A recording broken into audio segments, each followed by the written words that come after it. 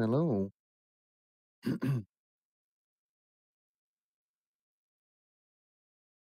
That should be better. Better, better, better. Good evening, everybody. Of course, it defaulted to Howdy. default.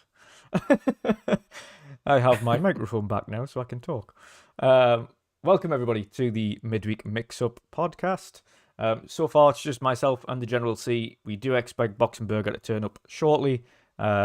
Xbox Mick had to do some scout duties, so he's going away and sorting that right now.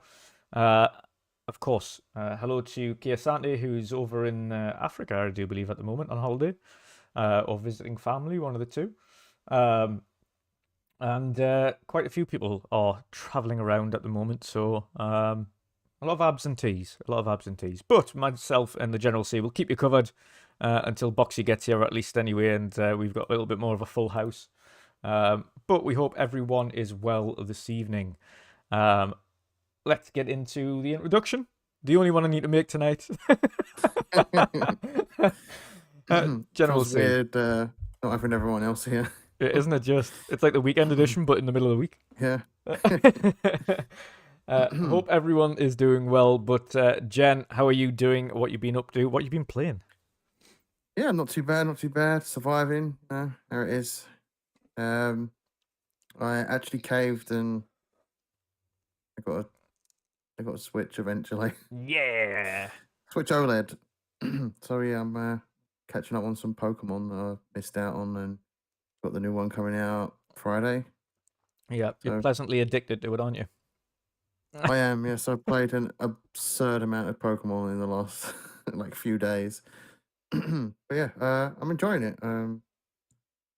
I bought Stubbs the Zombie on it as well. It's the first game I got for it, and everyone knows I've talked about that game multiple times, and now I own it on free systems. So Yep. yeah, probably gonna buy it on physical copy for Xbox as well, and get that framed by Frame a Game. I'm thinking about that a lot lately. That's next year's project, I think, though. When I finally get around to redecorating my room. But other than Pokemon, a bit of Sea of Thieves yesterday for Sea of Thieves Tuesday, and a lot of God of War Ragnarok, which every time I feel like I'm getting towards the end of the game, something else happens, and I think I'm way far off from that. So yeah, I'm loving the story for that. We talked about it in the green room that I encountered one of the berserkers, and that was very frustrating. That was a nope. Um, Nope. and I was streaming that as well, and it was very frustrating. So I'm effing and blinding, and yeah, it was a not a good time. So yeah, I hit fuck it and decided not to bother with those berserkers right now, and I'll come back to them at the end game Yeah. because Yeah. they're too tough for me to handle at the moment, and I'm not great at parrying. And yeah, it's not a fight I want to take on at the moment because that frustrated the life out of me, and then I was just pissed off for the rest of the stream after that. Yeah.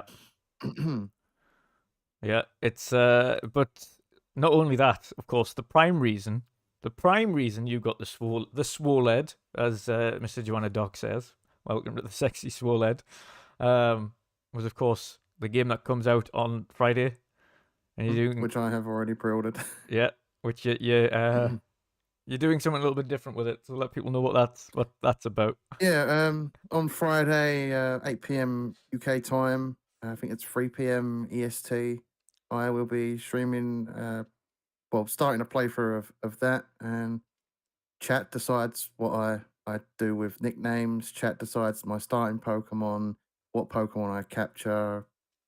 I'll let chat decide it, as long as it's obviously not anything offensive. Yeah.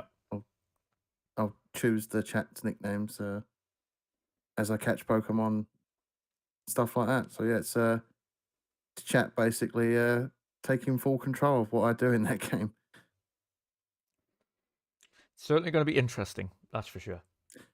If chat votes for it, I'll release my starter Pokemon. Don't do that. Don't do that. It's chat's world. You'll never get it back. You'll never get them back, Jen. Don't do it. Can you actually release every single Pokemon and have no Pokemon?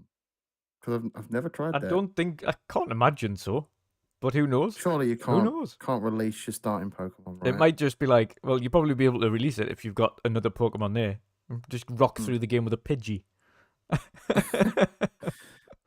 So yeah, it's chat choices on that. It's chat's playthrough, so I am just the vessel that controls it. Certainly going to be interesting. It's going to be a lot of fun to see what unique names that people come up with for the Pokemon and such. No, definitely. And hello to Muppet as well. Stuffed Sean said he's just got himself a PS4 Pro, of course. He has jumped into both Spidey and God of War so far. Spidey took a little bit of time for him to get into, but he seems like he's getting into it now. And God of War hit off immediately with him, and he loves it. So you're welcome, Sean. I told you. I mean, it's hard not to with the way God of War opens. Yeah. But that first hour and 30 minutes is just something special. And it's the same with Ragnarok. Yeah. The opening for Ragnarok was fucking amazing. Oh yeah, it was just full tilt on at the start of Ragnarok. Like there was no warming up. It was just like, ah! You're thrown into the deep end right away. Yeah, definitely. Aside from obviously God of War, which we will be talking about, we'll be talking about our impressions of that so far, and if both of us have got a good, I think about 20 hours or so into it now. Aside from God of War, I've had a brief opportunity to play Vampire Survivors. Dear God, that game is addicting, considering it is literally nothing. You don't do anything. All I've been seeing in my feed on social media is Vampire Survivors. Yeah, it is addictive. I haven't had a chance to play it myself yet, though. Yeah, I will dive into it, but I'm juggling too many other games at the moment. I'm not committing to something else. Yep. No, exactly. And to be fair, it's one of them games you can. I think to max it all out, it's maybe about 40 hours as well. Surprisingly, for Vampire Survivors, that's to unlock everything. But it's just randomly addictive. I don't even know why. It's one of them games where you want to beat your high score and then beat your high score and then beat your high score. So strange. But I still need to go back to Metal Hellsinger, but there's so many other games I'm playing at the moment. Yeah. What do I need to finish much on there? I don't know. Santi says my crack between Vampire Survivors and Marvel Snap and Sonic Frontier. I'm playing a lot on vacation. I bet most of it's Vampire Survivor though. Let's face it. I bet you just want that one more run.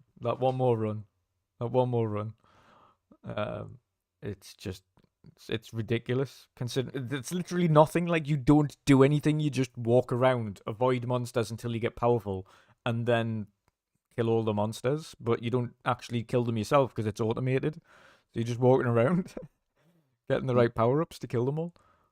It's like there is literally nothing to the game, but it's addicting. I've seen a lot of clips on Twitter as well of people playing it. Looks like a hell of a lot of fun. I've got a few friends that have talked about it. It's been on PC for a while. Yeah. So I've had a few friends that have talked about it. It's yes, it's strangely fun. I don't know why. I still can't put my finger on why. I think it's just because you feel awesome when you're just destroying thousands of zombies and creatures and ghosts and stuff. But yeah, I've been playing that. And of course, God of War. Nothing else. Of course, I've done quite a lot of streams recently for God of War Ragnarok. As people might or might not have seen, you might not have wanted to jump in, and that's okay because, of course, you might want to play it for yourself, or you might have caught sections of it, or like Master Clown up in the chat there, he's caught pretty much every God of War stream, I think, from start to finish so far. So, yes, I'll be back playing that myself on Friday, because, of course, tonight it's a podcast. Oh, here he is. There he is. Hello, sir. Hello. There I am. There he There is. I am. How are you doing? How are you guys doing? Yeah, not too bad. Yourself? Yeah, a little exhausted now. Honestly, I was we had like my son had at school I don't know what's the English word, lantern walk. So traditionally in the fall season, pre-Christmas season here in Germany, kids in kindergarten and school, they have these lanterns, and then we walk through the forest with the lanterns. And Yeah. so yeah, we had that walk, but now they are all sleeping, and I'm ready to talk about gaming. Yeah. I Finally. don't think we have that here, that lantern walk in the UK. We don't. No, in the Netherlands we have something kind of similar. At least we did when I was in school in the Netherlands. We did a walk. We did a walk kind of along the canals near school. It was like I think it was a 5 mile walk or something like that, but it wasn't with lanterns, and it was in the summer. So we've got a kind of similar thing, but not in the fall. Gotcha. But yeah, no, it's So a bit different. yeah, we had it actually now like 3 times. We had it one time with the kindergarten of the little one, now with the school from the big one, and one was organized with friends, and it's like so. But now it's over with lantern walk season. You're like, now we're starting the Christmas season soon. So yeah, definitely. I'm not looking forward to going into Tesco's and hearing all the terrible Christmas music. Yeah, unfortunately, my entire day's work today was filled with Christmas music. Someone decided it would be the best sweet. time to put Heart Christmas radio on. So do you have like these Christmas markets? Oh yeah, as well. Yeah, every major all right. city's got a Christmas market. All right, that's good. Yeah, that's now starting here as well in like 2 weeks. It'd be very strange because obviously our Christmas markets have always traditionally got German and the Netherlands, Norway, Sweden, like all the European things, but not English stuff. What do you guys have? Is it just fish and chips? Is it English stuff?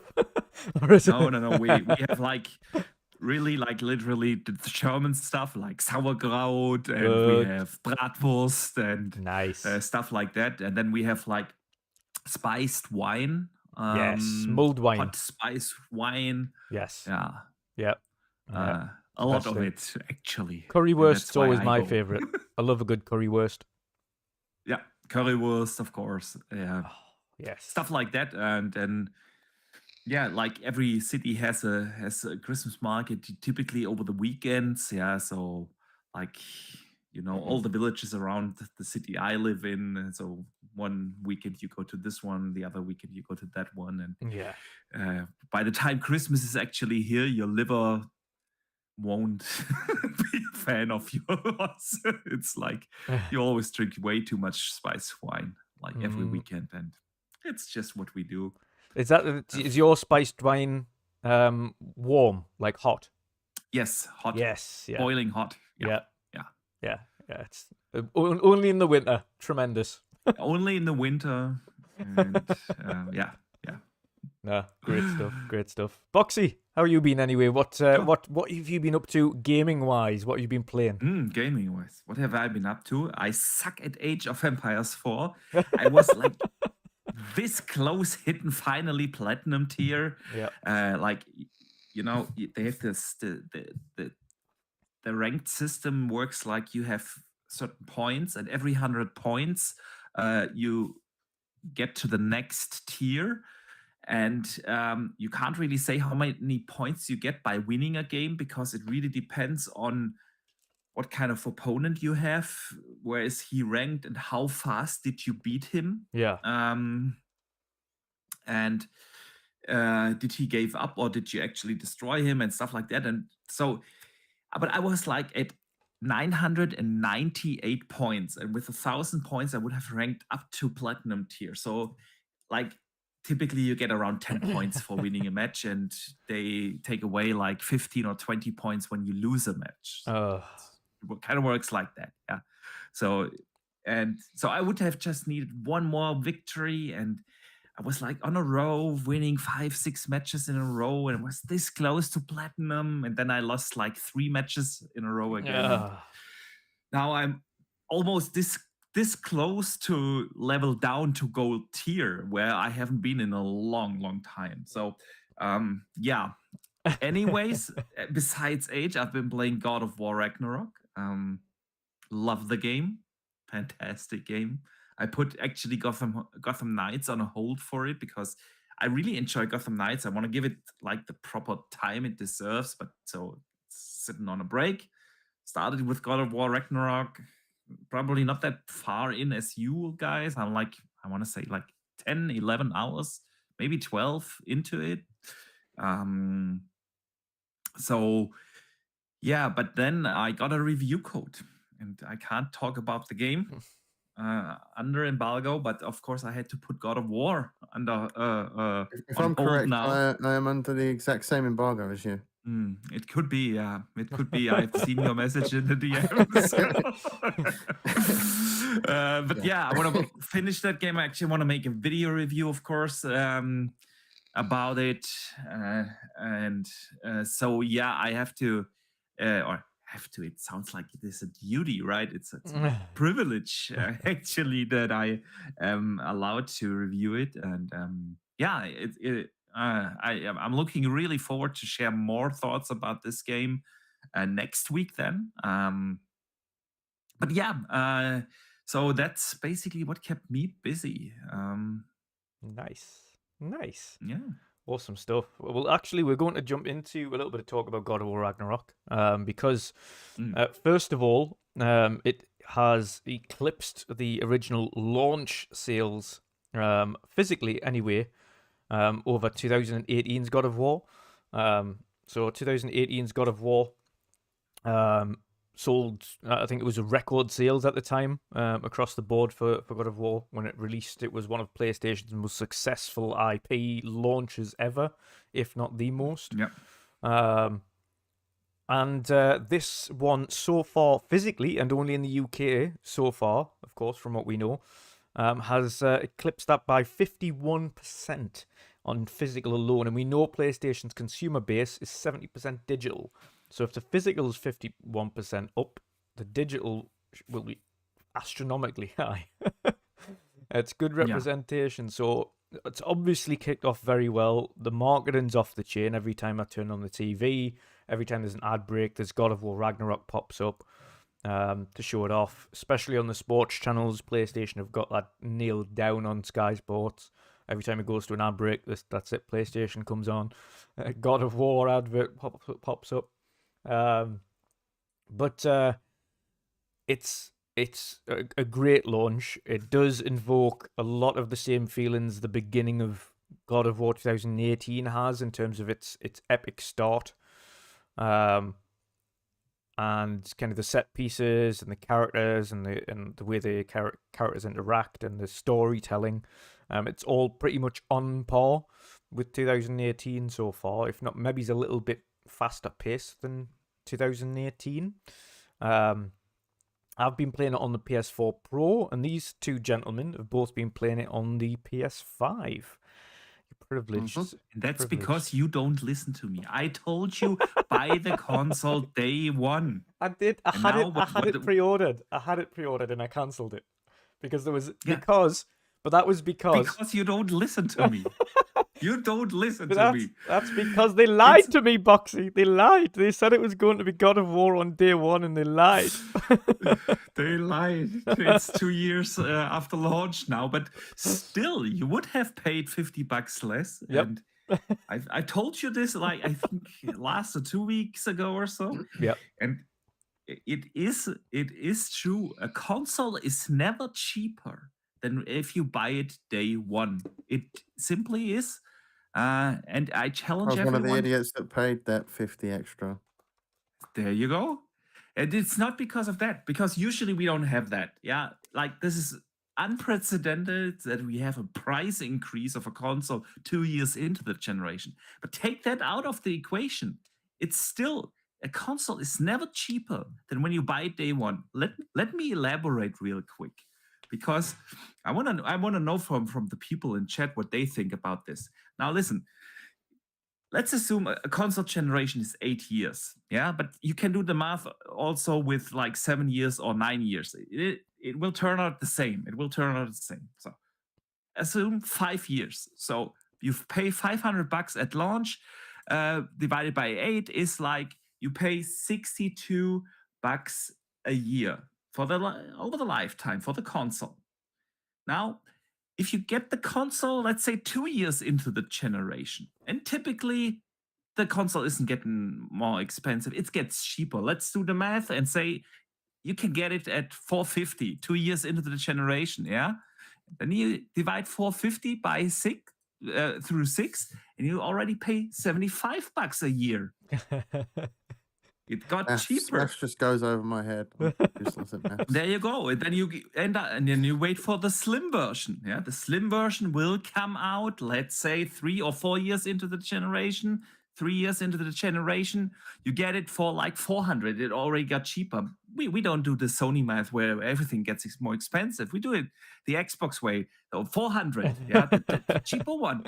Let's say 3 years into the generation, you decide to get that model. Then you already pay $80 a year for the console. You see, it's getting more expensive. The more you wait, the more expensive it becomes. So a console is never cheaper than if you buy it day one.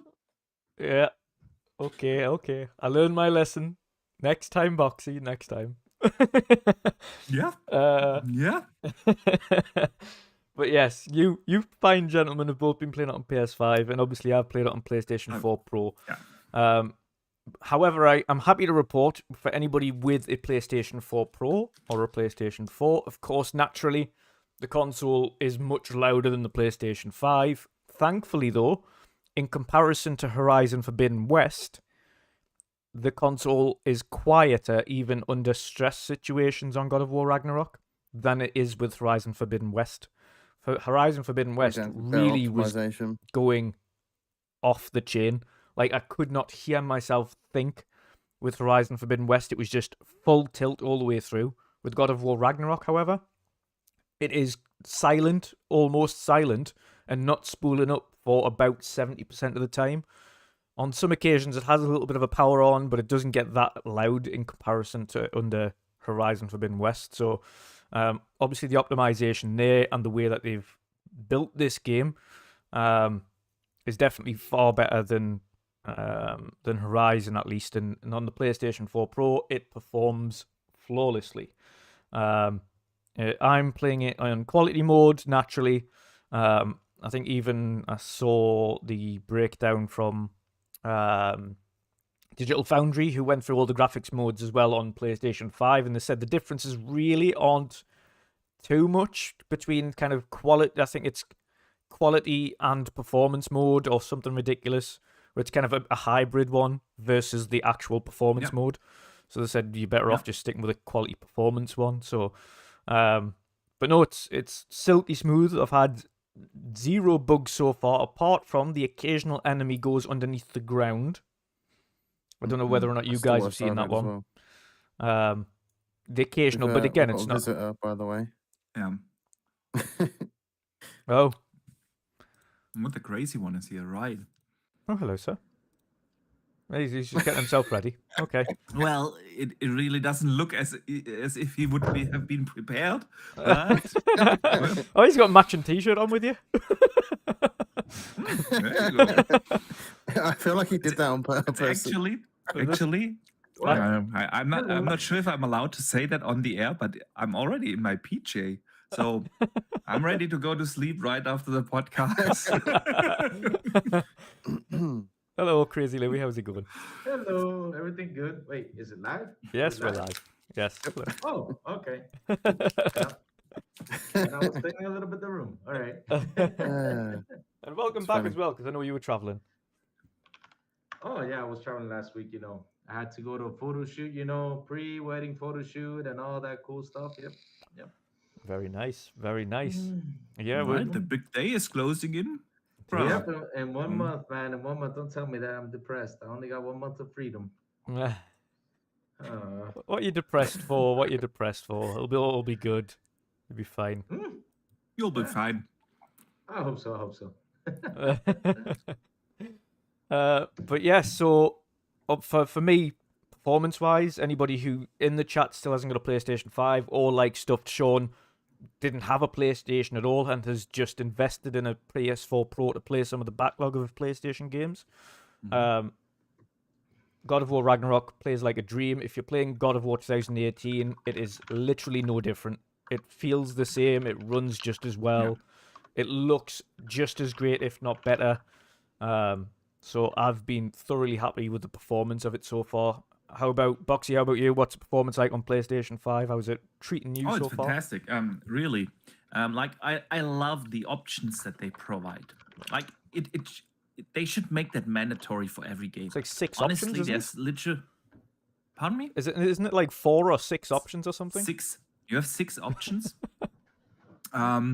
Which is awesome. Yeah. They make it really like in a way that everyone understands what they are, because you can like toggle. What do you want? Higher frame rates, lower frame rates, better resolution, lower resolution. You have multiple toggles, and with that you have 6 combinations that you can like turn on. So that's really cool, really well done. And like I said, since they develop all these games anyway for PC, where you have all the sliders already implemented, why not make them available on consoles either? Yeah. So I really appreciate Santa Monica doing that, and I played around a little bit. I didn't watch the Digital Foundry video because they said in the beginning of the video, like, expect minor spoilers, and I was like, all right, see you in like 2 weeks when I finish the game. Yep. So I did my own test, and it's not as elaborated and well prepared like the Digital Foundry. I just play the game in different settings, and I see for myself. Yeah, I'm not. I really appreciate these tech analysis. They do a tremendous job, and I love them. I watch every Digital Foundry video, almost every video, but at the end, like, does it really matter whether a game has, like, I don't know, 1800 or 1900 p? Like, who can tell that difference while playing the game? So when I go towards this, I'm looking like, do we have a crisp image? Yeah. It's like, and we have had games. Blake's Tale Requiem is the best example. Even if you put the game on quality mode, where it is supposedly running in 4K, the image is super blurry, and that's because they have all that chromatic aberration on and that motion blur and stuff like that. Yeah. And once you go to the menu and turn that off, suddenly your image becomes crisp and sharp. So yeah, image sharpness is not just related towards like the actual resolution. There goes other stuff in as well. So I'm just looking at that. Do I have a crisp image, and how does it run? Do I feel like the frame rate drops? When you see those graphs from Digital Foundry, and then it drops for like 1 frame down to 59 frames from 60 down or something like that. Yeah. You know, honestly, no one, literally no one can tell me that he noticed that in the average during gamer gameplay, during actual gameplay.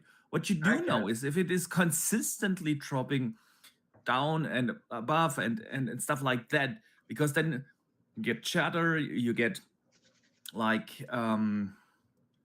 what's the interlacing and so on. And so when I do my tech analysis, my private tech analysis, I do it for me. I just look at stuff like that. Do I feel a frame rate drop? Yes or no? And what's the image quality? And do I see like pop in? I hate pop in. Or I look at stuff like how is like the lighting done, baked lighting. Like Halo has an awful lighting. In Halo Infinite, it looks good, but the lighting is really not good. You can every character looks like it's illuminated. Yeah. Even if they stand in the shadows. So it's really not a good lighting system, for instance. That's stuff that I notice. I notice that stuff while playing the game. I don't notice like these 10 pixels drops and stuff like that. I don't know. So, and when I look at that, I found to be the best mode to play God of War performance 60 FPS on, but they should favor the resolution. Because if you don't turn that on, the image becomes blurry. I don't know the pixel count. I would assume they drop down to 1440 or below. Yeah, so it's a And you just- variable refresh rate instead. Yeah, exactly. So I'd rather, because with VRR on, I don't notice a drop. Even if it drops down to the 50s, you don't notice that with thanks to VRR. Yeah. So I rather have the little higher resolution where I have a crisp and sharp image and still have the feeling of I have my native 60 FPS, even though they might drop a little bit down into the 50s occasionally. So, and when you play it, God of War on the PS5 in that mode, it looks fantastic, super sharp, super crisp image, and it runs really well. I also haven't noticed any bugs or anything. I just didn't. So yeah, I'm really enjoying it. Awesome stuff. Jen, anything for you? What did you end up going with? I know because you've got it on a capture Just stuck card, mine you're on limited, aren't you? performance. Yeah. I usually stick with performance anyway, so Yeah. I don't try and do anything too elaborate. I'd rather just stick to the performance. I know it's going to run well that way, and I'm not going to run into any major hiccups. So Yeah. I stick with that. I don't go in depth like Boxenberger just mentioned. That's not for me. I don't go to that level of extent. I just want to sit down and play the game Yeah. and not have to cycle through millions of settings till I feel that it's the best quality it can be. Yeah, it's not for me. I get it's for some people, but it's not for me. In terms of bugs, very similar to you. Enemies falling under the map or falling inside of a rock, something like that. But luckily, it's not happened too frequently. Yeah. And that's really the only bug that I've come into contact with. Other than that, the game runs really smooth. I find some frustrations with the combat, but that's more me being shit, not the game's fault. I'm terrible at parrying and blocking. Louis will know that because he came by the stream today and saw me struggling. I hated that boss battle. I tried 6 times, and there was one time where I thought I was going to do it. Yeah, got the boss right down to the last few hits, and I rolled into the direction I expected it not to hit me, and it, like a heat-seeking missile, came right at me, and I was dead. So, yeah. Other than that, I'm loving the story. When I can do the combat properly, and I'm not shit, I'm enjoying it. The brutality in like the finishing moves I love the finishes on this game compared to the previous one. It's way more over the top, like close to Mortal Kombat fatality level of grotesqueness. Yeah, chopping limbs There's off. like and times when you kill those like upright, I guess they're like werewolves, or this game's sort of version of werewolves, and he rips the jaw off, but he also rips the jaw off down, yeah, and peels the entire like front part of his body off, like the skin just comes off, and it's you see bits of flesh hanging off and all that. It's crazy good, but the visuals are in the scenery, and I thought this was good in the first game, but there's places you go in this game, and I won't mention it. We talked about it in the green room. Yeah, there's a specific place where you go, and I don't know if I want to mention the thing you have to do, but every like 5 or so-ish minutes, I'm stopping and I'm looking out at the vistas in the background. It's such a beautiful experience, and then why doesn't it have a photo mode? I know. Exactly. It pisses me off. Didn't the first God of War launch with a photo mode, or did that come afterwards? They already said that they will patch that photo mode later. That's so annoying. Do you think, I wish there was. I feel like that is a. Then they rather not do that, because it is like a punch in the face for the day one customers. Like everyone will have finished the game. Yeah, they would have gone through all those vistas and looked and stopped and wanted to take the photos there, and you can't, and that bugged me. The moment I loaded up the game, played my stream, and I got to a point where I could just stop and take it all in. I went to look for the photo mode and it weren't there, and it's kind of disappointing. Yeah. I wish it was there at launch because the visuals in this game are But Jen, immense. I mean, even Jen, watching your Boxy, stream, let's Dutch, face it it looks though. great on. I was going to say, What's let's it? face it What? though, if it had photo mode in at launch, we would not be completing this game within the next True, 3 it'd be months. another 80 hours. We'd be like, oh god, I'm just one more photo. The entire streams Yeah, that we do would just be I photo am mode. stopping often just to look at the vistas, and if the photo mode was there, I'd be tweaking all the settings and all that just Yeah. to get the good looking photo that I want. I do it in Spider-Man, like that entire playthrough of Spider-Man. I think at least 5 of those hours is me taking photos. Yep. Oh, Yeah, it is it's a beautiful something game I've with a lot of missed beautiful in that- scenery. in that. But I thought PS5 had a screenshot mode. Doesn't it have a screenshot? On the... Yeah, you can take screenshots, but like Yeah. it doesn't. But The it's not game the same. didn't You launch with always a have like in-depth you photo can't put the mode. camera in the proper angle. You can't remove the UI and stuff like that. You So can't make Kratos smile in the middle of a fight. yeah, or at least take proper screenshots in a fight. Yeah. Like I'm in like every fight, I press like 5 times on the screenshot button just to get hopefully one good shot during a fight. And so far, I succeeded with one. Yeah. Yeah. But going back to the visuals, though, even on PlayStation 4, it looks good. Watching your stream, it looks amazing. The game, not really that much different from the PS5 version. Yeah. So it just goes to show how good Sony Santa Monica are at keeping those 2 console generations on par with one another Yeah. and making the game run near flawlessly as well. Yeah, it's a quite a hefty resolution actually for a PlayStation 4 Pro. It's at between 2K and 1665p, so it's just above 2K, fluctuating between those two. On its quality mode, which is really good, and it's locked at 2K on performance mode. So it's tremendous there, but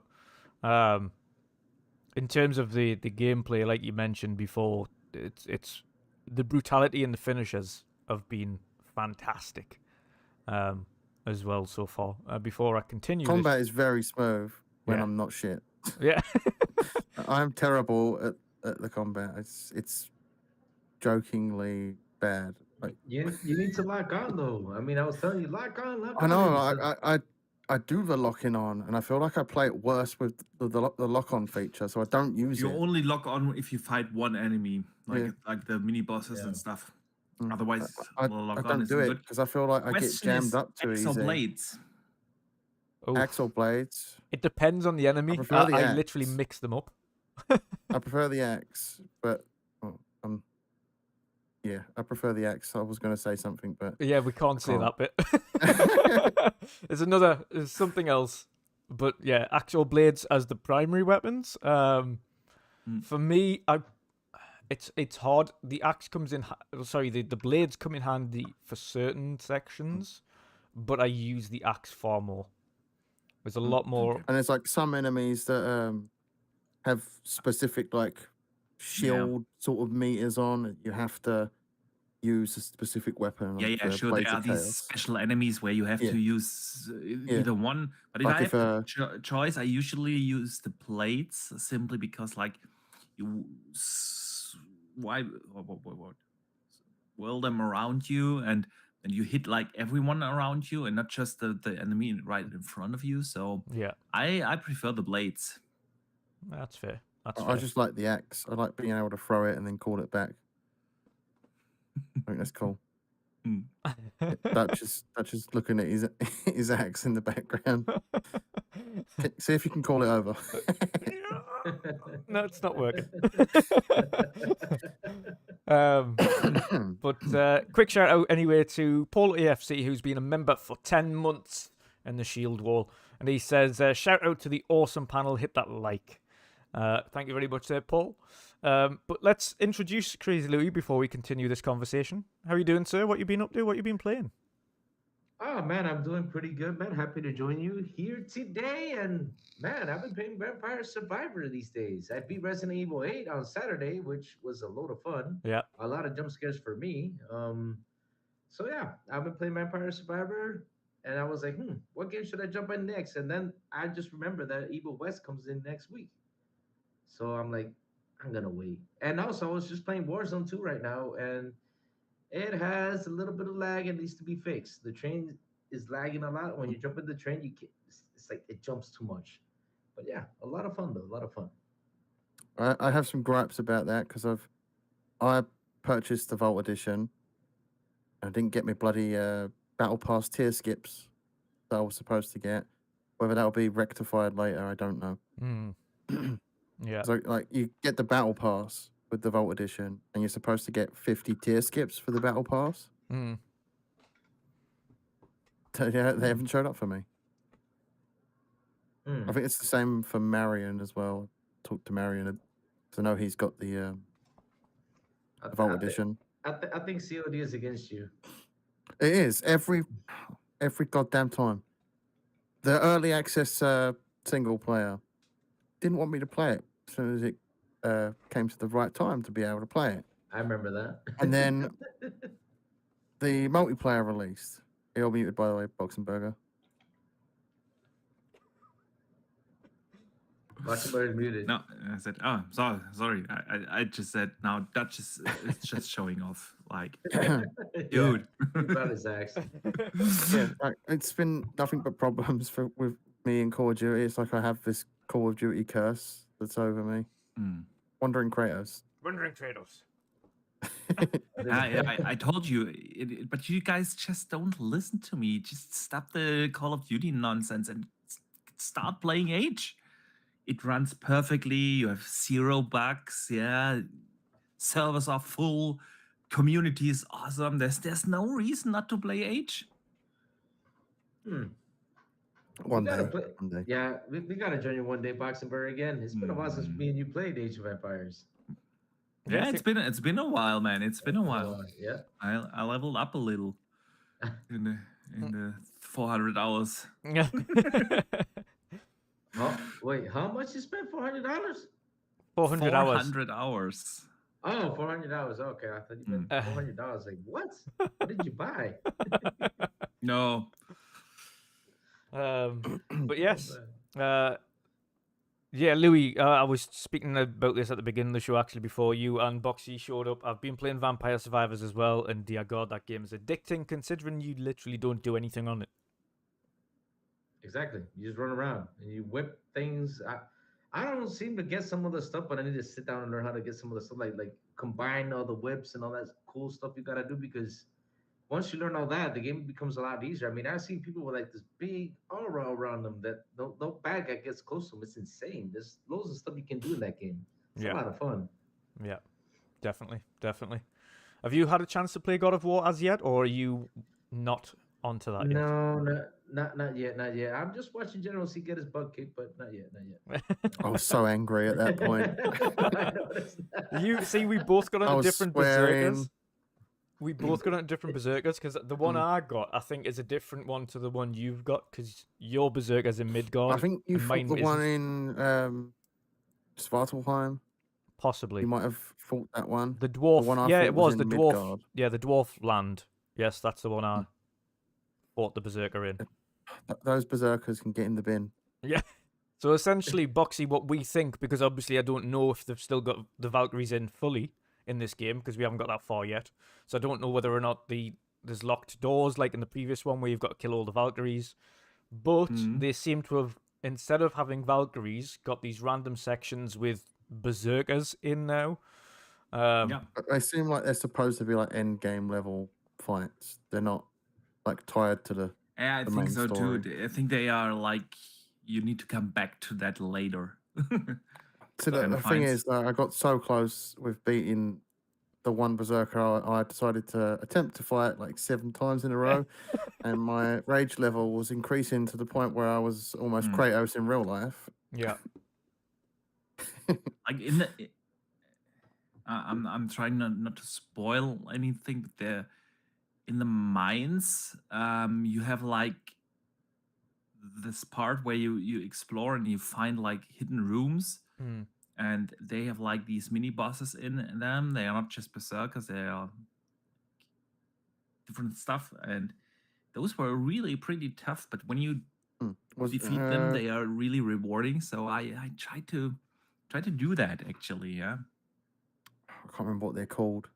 Is it not like the troll type things, or was it not them? Yeah. Yeah. I don't know. I don't recall how they are called, but it doesn't matter. So fantastic game, man. It's just I did all the side stuff I could find, honestly. So Yeah. I'm taking my sweet time, and I have no idea how far along I am. I really don't know. I've seen people posting online, well, I beat the game now in 20 hours, and I mean, others if you said, don't do like, any, Rand posted 45 hours.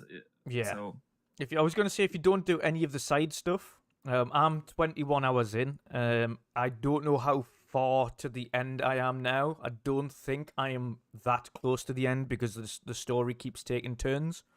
So when you get to it and you're like, okay, this must be the next, and then it goes, no, before you do this, we need to go over here and fix this issue first. So, like, okay.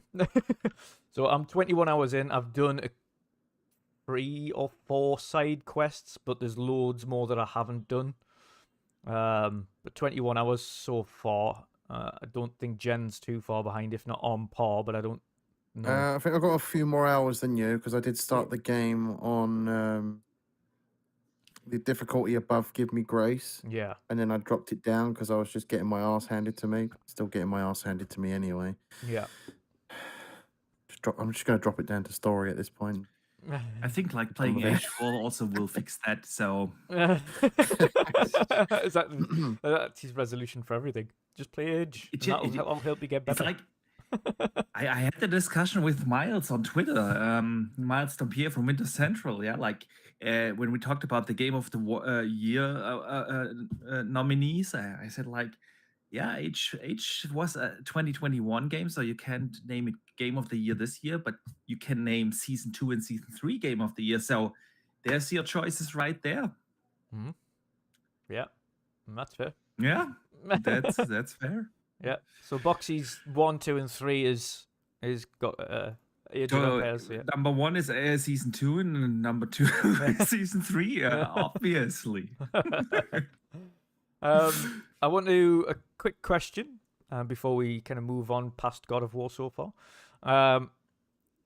What do you make in terms of the story so far? Of course, because none of us have finished the story as yet, but so far, are you finding that this story is on par or better than 2018? Better.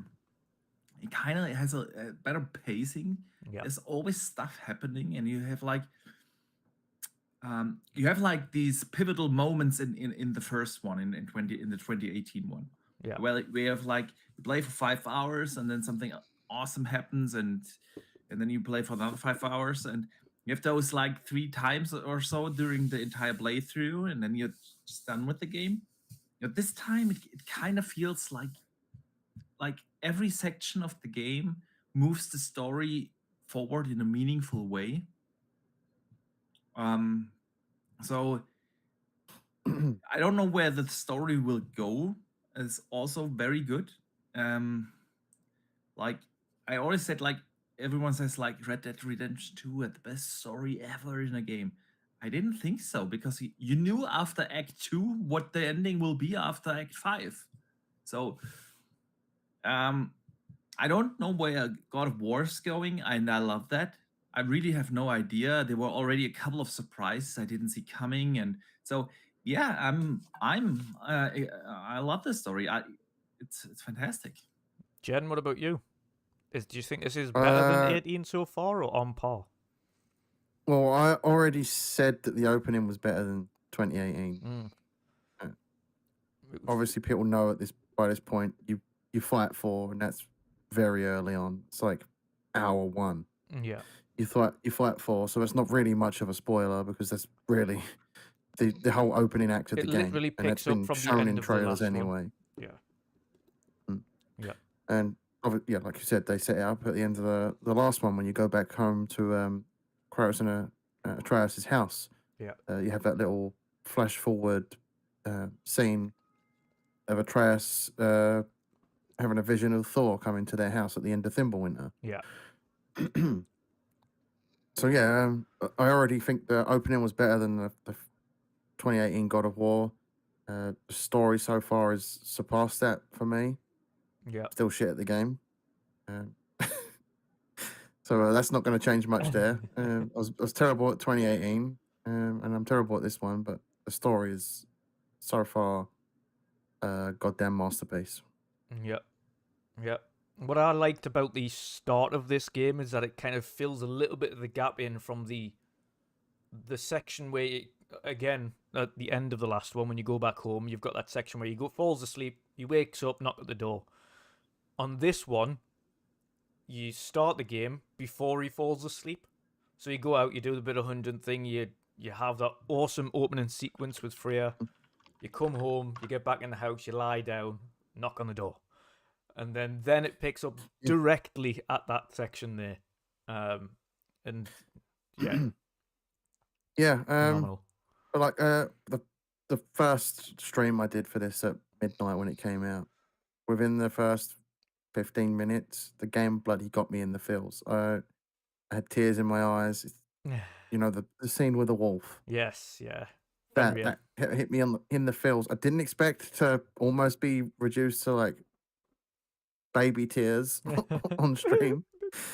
But I almost was teared up a bit. I was like, fuck's sake. Game's already got me. But yeah, I'm a big softy when it comes to things like that. Like anything to do with animals like passing away or dying Yeah. ruins me. Yeah. Yeah. And to be fair, I know obviously because we've seen in the trailer as well, although there are wolves at the start, and as you've mentioned with little wolf Fenrir, who doesn't make it past that point because he's not well. It's But very early in the further- game, like yeah. within the first 10, 15 Yeah. minutes. Further on into the story, big wolves come to play. As people will see, and of course you've seen from even the gameplay, Seen it in the trailer. yeah, the trailer and everything. You see the wolves again in there, and I'm really looking forward to getting to that section where he's splitting the thing. But I don't know what Boxy you might have got to it. One section of the story, and you see one of the wolves splitting the night into day for the first time, and that looked absolutely awesome. That was a really good way of when you see it, because it's not like a story spoiler; trailer, it's more yeah. just a Like set trailer. piece. Yeah. When you just see that for a section for the first time, it's like that is a really cool way of literally changing the complete viewpoint of the scene you're in. Changing it again, like I say, from that nighttime period to the daytime, and then everything changes around you. It looks phenomenal, but I've got to agree that the pacing of the story and the story itself so far is far better than 2018. Specifically, the pacing. Like you say on the first one, it's like something big happens. Then you've got a big chunk of gameplay, and then another big thing happens, and another big chunk of gameplay. On this one, it's just big moment to big moment to big moment. There's always a good story in the moment. first game, I feel like I was stuck in Midgard too much. Yeah. I don't feel like that in this game. I feel like it's You're well always balanced everywhere. for the amount of time you're spending in each realm. Yeah. And obviously, we know absolutely. from what they've said, you get to go to every realm in this game. Yeah. So that's not really much of a spoiler because that's something that they, Santa Monica Studios, has already said. Yeah. Yeah.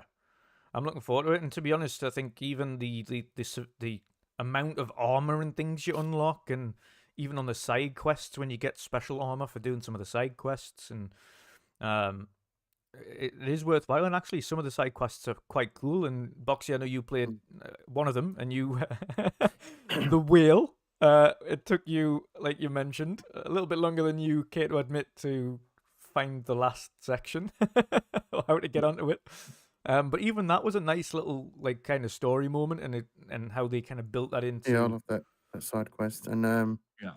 the one on Alfheim, that with the, I don't know if you've got to that big second side mission, Boxy. Have you been to Alfheim yet? Yeah, I've been there. You've done the entire part of Done it. Alfheim, yeah? Yeah. That jellyfish thing, that's my favorite side quest in the game so far. That it not because of the thing, but more the moments between Atreus and Kratos. It's such a good father-son moment. And Mimir. and Yeah. and Mimir also like basically saying to Atreus, has he not considered that he wants to spend more time with him? And that is one of the sweetest moments I've ever seen in gaming. It like really hits you in the feels because no one knows how much time they've got. So Yeah. spend as much time as you can with your loved ones. Yeah, and that was kind of what they were trying to kind of emphasize there. Specifically, of course, with this game Ragnarok. Of course, he knows the time is coming, the end of the world is nigh. So we need to spend as much time as we can. Obviously, I can't mention anything about the story, so that's obviously everyone knows Ragnarok is the end of the world, it's the end of time. So I'm not going to mention anything about the nitty gritties of the story that kind of divulge into that. But there's a reason why he's obviously wanting to spend more time with his son at that point. He kind of starts to understand it a little bit more there, but yeah, well, overall, if everyone in chat has played the first God of War, then by the end of that game, you'll see something and you'll understand why this is why Kratos wants to spend time with his son. Yeah, absolutely. But phenomenal game. Really I looking think forward to that getting one into it side again. quest there, it's going to be hard to top for me because the story moments between Atreus and Kratos. Yeah, it's and there's a lot. To be fair, there's quite a few side quests in the game as well, and a lot of them I'm putting slightly off for the moment because I just want to get through the story and see what happens and things like that. So yeah, especially with seeing more and more people complete it, I'm getting more and more worried about seeing spoilers because I've seen a lot of people, and there's even big people out there in the community that have got significant followings that keep tweeting pictures of the game in spoiler sections. yeah, And I'm like, why do you keep doing this? yeah, That's why I put that whole clapping between every words out Yeah. about not tweeting spoilers without putting the flagged thingy on it to yeah, basically show that it's a spoiler. It frustrates me that people do that, especially for a brand new game like this that is a lengthy game to go through. yeah, Plenty of people are going to go on Twitter between now and when they complete it. And unfortunately, not everyone has got God knows how many hours a day to sit there and play the game to catch up with a story where you are. yeah. So please, like, in the future, flag your bloody photos. Well, one of the things that I saw, Boxy's lost his camera again. One of the things that I saw, which made me put a post up about it, was some guy literally just tagged Sony Santa Monica and Cory Barlog and everything like that, and then just started to talk about the ending of the game. Like full breakdown of the ending of the game. I was like, "What are you doing? What are you doing?" It's annoying. Like, Do people not think that they're going to ruin it for other people? Yeah, you might be excited in the moment that you've just beaten the game, but it doesn't take a it's second been to out a think of week, the yeah. Like the vast the majority of people people you're gonna haven't had the affect. time to get that far into it. It's like a 40-hour campaign. It's like it's no normal person has, unless you've taken the time off work to specifically play the game. No normal person in a working week has 40 hours spare to finish the entire game. Exactly. And like 10 days. 10 when days we've it been takes to beat that streaming game. it, we've not been playing the game after we've been streaming it either. So Nope. like we've literally streamed it, we've stopped there, and the next time we've played it is when we stream again. Yep. So it's kind of frustrating that people with significant followings keep posting these spoiler pictures. Yep. 100%. 100%. There was one comment in chat actually that I would love to get your thoughts on, and that's for everybody here. Of course, we know Ragnarok. It's a duology, not a trilogy. So after this game, that is the end of the Norse saga for Kratos and God of I'm War. glad that they haven't strung it out for a third game. I'm glad. Well, they've definitely beefed this takes one a up lot of because balls to do that. it's significantly larger than the first one in terms of its size. So it makes sense. Instead of kind of stringing this one out to two parts, they've just said, no, we'll just give one big game. We'll just do one big 40 to 70 hour experience and just have fun with it. But the question from chat is, where would you like to see God of War next? What setting would you like it in? Louis, I'll go to you first. What setting would you like to see God of War in next? He's done Sparta, of course, and he's done Norse and Nordic. Where would you like to see it next? What would I like to see it next? I think you should go to Egyptians, right? That could be next. The The Egyptian Egyptians. gods. Well, it's heavily hinted towards in the first game. Yeah. Not the first God of War way back, but the first in the newer series of God of War games. So yeah, that's heavily pointed towards in that because there's a lot of like Egyptian artifacts in Tyr's vault. Is it? Yeah. So that's really like they're hinting that it's going to go in that direction. Oh, so maybe they could go in the direction and go into like Chinese deities or Japanese deities, like stuff like that. Who knows? But then again, would they when they've got, especially for Japanese deities, Ghost of Tsushima might not make too much sense So- for Yeah, God of but War to go that direction. I feel like I- the Japanese lore is not filled with gods and Yeah. everything, so I'm not sure. More like demons and such, isn't it? Like Oni demons. And Yeah. That's Chinese. That's That's Chinese. What you're Chinese. thinking of? It's Is not it? Japanese. Yeah. Yeah. what's The the Japanese is like Japanese literally they have demons no called then? demons, they have no gods. Samurais. That's. I feel like something that is highly interesting and super neglected in video games. I can only think of like actually two games that picked up that lore is the Aztecs, Mm, Could be interesting. like in Peru or something where you could, or Argentina where You've got the Celts like- as well, though. But then again, that would mix. Would that mix too far into Nordic with the Celtic? Because Celtic gods, again, you've got a lot of different avenues there. you're but- already in the Nordic. What about Romans? Yeah, Romans is obvious, but like I feel like they touched in the OG trilogy already a little bit on it because they ran out of Spartan gods, so they borrowed some from from the Greek god. They ran out of Greek gods, and Go now for they Jesus borrowed Christ. from Let Roman Kratos gods. kill Jesus. Yeah, God. I was actually thinking about that, but I decided to stop because that would sound pretty bad to have Kratos kill Jesus. You know. I was going to say you couldn't I'd pay have for that. I'd couldn't pay have for that English show. because I mean, it wouldn't be much of a fight. I was going to say because Christianity Jesus. technically is just one God.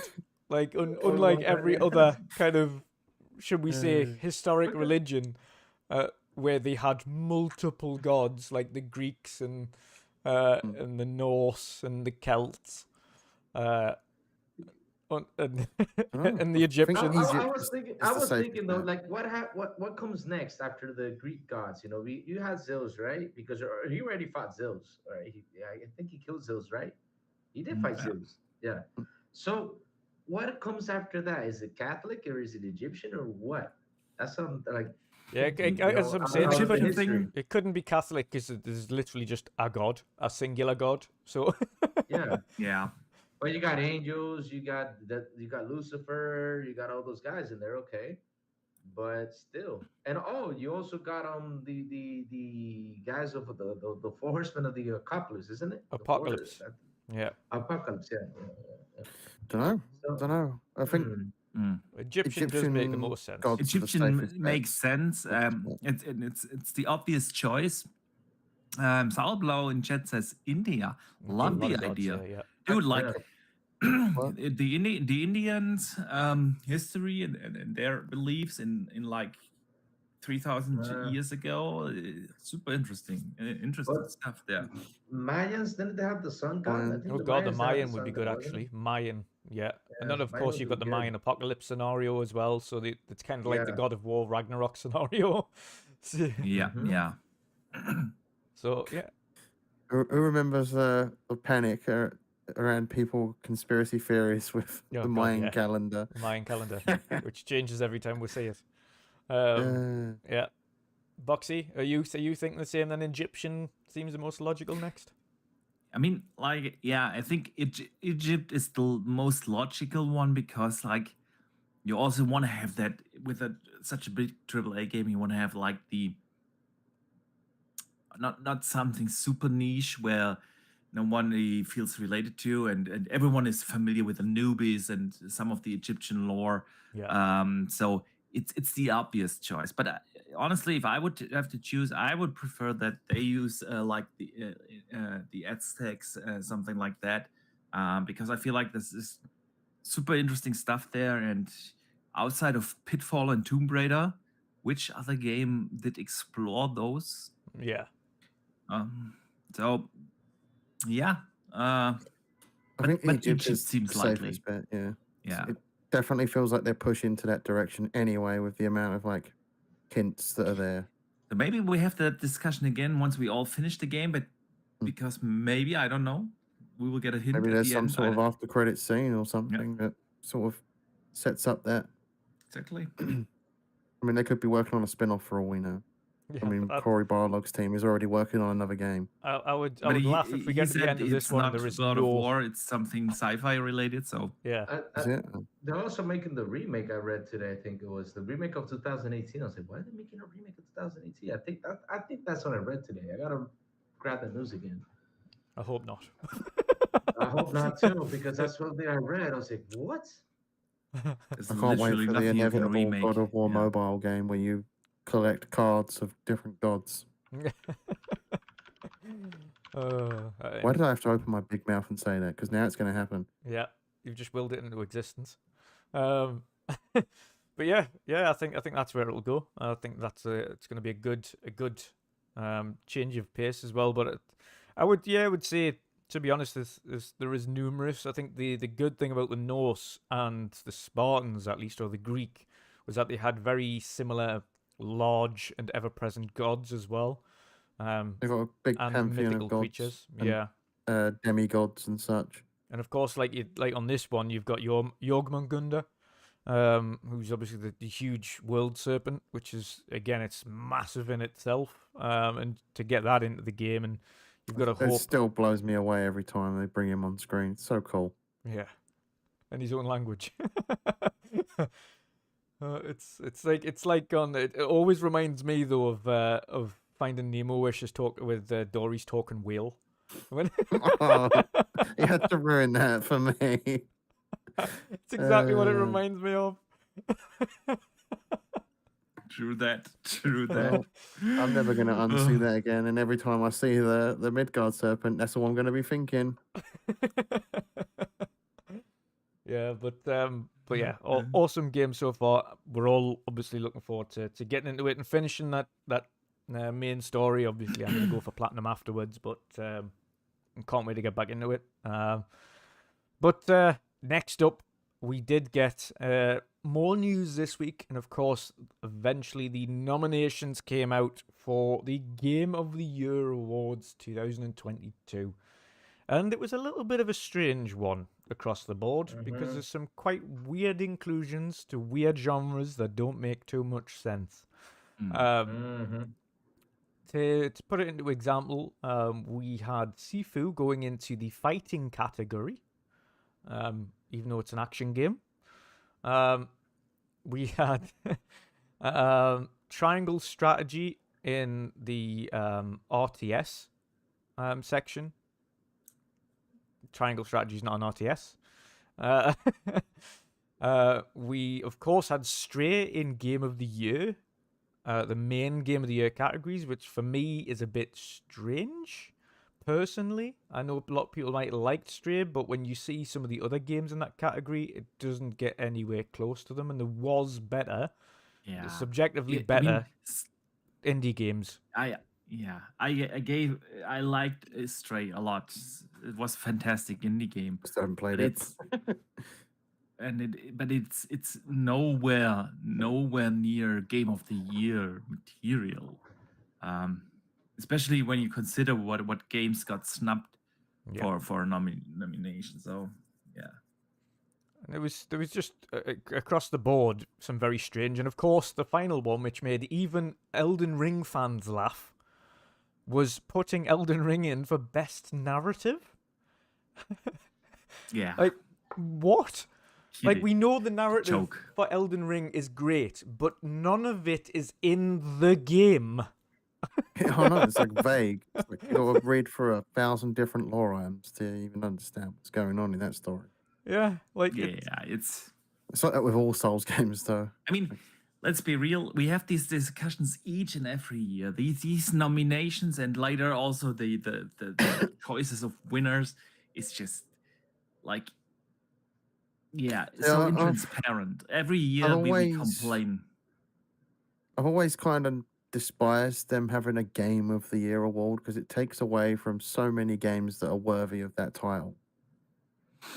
I wouldn't say put it this way. I get the idea of why like a representative of an award is necessary for an industry. Like you have that everywhere. You have it in music. You have it in movies and I so don't on. like it there anyway. Books everywhere. I've never Uh, ever tuned into a movie awards ceremony or yeah, but anything like that. in general it's okay and important for an entertainment industry. It is like you Yeah, I wanna understand that. give the creators the chance to stand out at something, to win an award. It's okay to have them. I'm not against them. I'm against like, the process itself.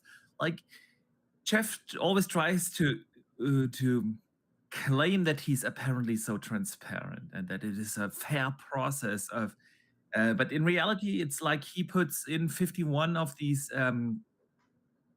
what's the English word, the guys voting, um yeah, he decides who to vote Panel and gets voters or to whatever they're called, board yeah, members. board members or whatever. Yeah, so he gets to decide that, and you can really tell it's a super transparent process. There's literally zero explanations in behind why a Stray, for instance, gets nominated. Why? When you look at the Oscars, there's always like, okay, we nominated this movie because blah blah blah blah blah. I wonder how many people on their like panel have got cats, and that's why they voted Stray. Oh, it's got a Yeah. kitty in it. Yeah, and then you just like when you look at this, yeah, occasionally he puts in a third party game, but like literally every freaking year you have like the PlayStation exclusives that came out that year in there. And Stray is the only reason why it's in there because it was a PlayStation. It was literally the only PlayStation indie game this year. Yeah. It's a 5-hour game, and that's what I found weird. It's only a 5-hour game. I mean, basically a 5-hour game. It gets nominated. What? When I saw, it, I was like, if it's the best 5 hours you've ever played this year, it would be okay. But to me, I mean, it's honestly, it feels like cannon fodder. Like they just threw it in there to pad something out. It's really like Horizon Forbidden West. I liked the game, I truly did, but no, that was a laugh to me as well because who it's actually not. sat there and God of War thought that would obviously be needs on the to go Game of in the Year? there, yeah. And it would be okay if it wins. It would be absolutely could deserve the Game of the Year title, no doubt. So I'm not against that. I'm just saying, if you look at this entire thing in general, it is just such an intransparent and weird process. And when like every freaking year we have, as a gaming community, the discussion, why do we always feel the bias of Jeff? Yeah. And he doesn't even make it a secret that he is super biased towards PlayStation. It's not even a secret. Like calling a guy in his position cannot go out and say like the Xbox ecosystem feels like basic cable and PlayStation is the premium subscription model. Like that's what he compared it. That entire console ecosystem to. And so it's not even a secret that he has his bias. And for someone in this position with like literally the only worth like the only award, I know there are other gaming awards, I know, but yeah, the Game Awards are the Game Awards. So someone in his position should not do that this way.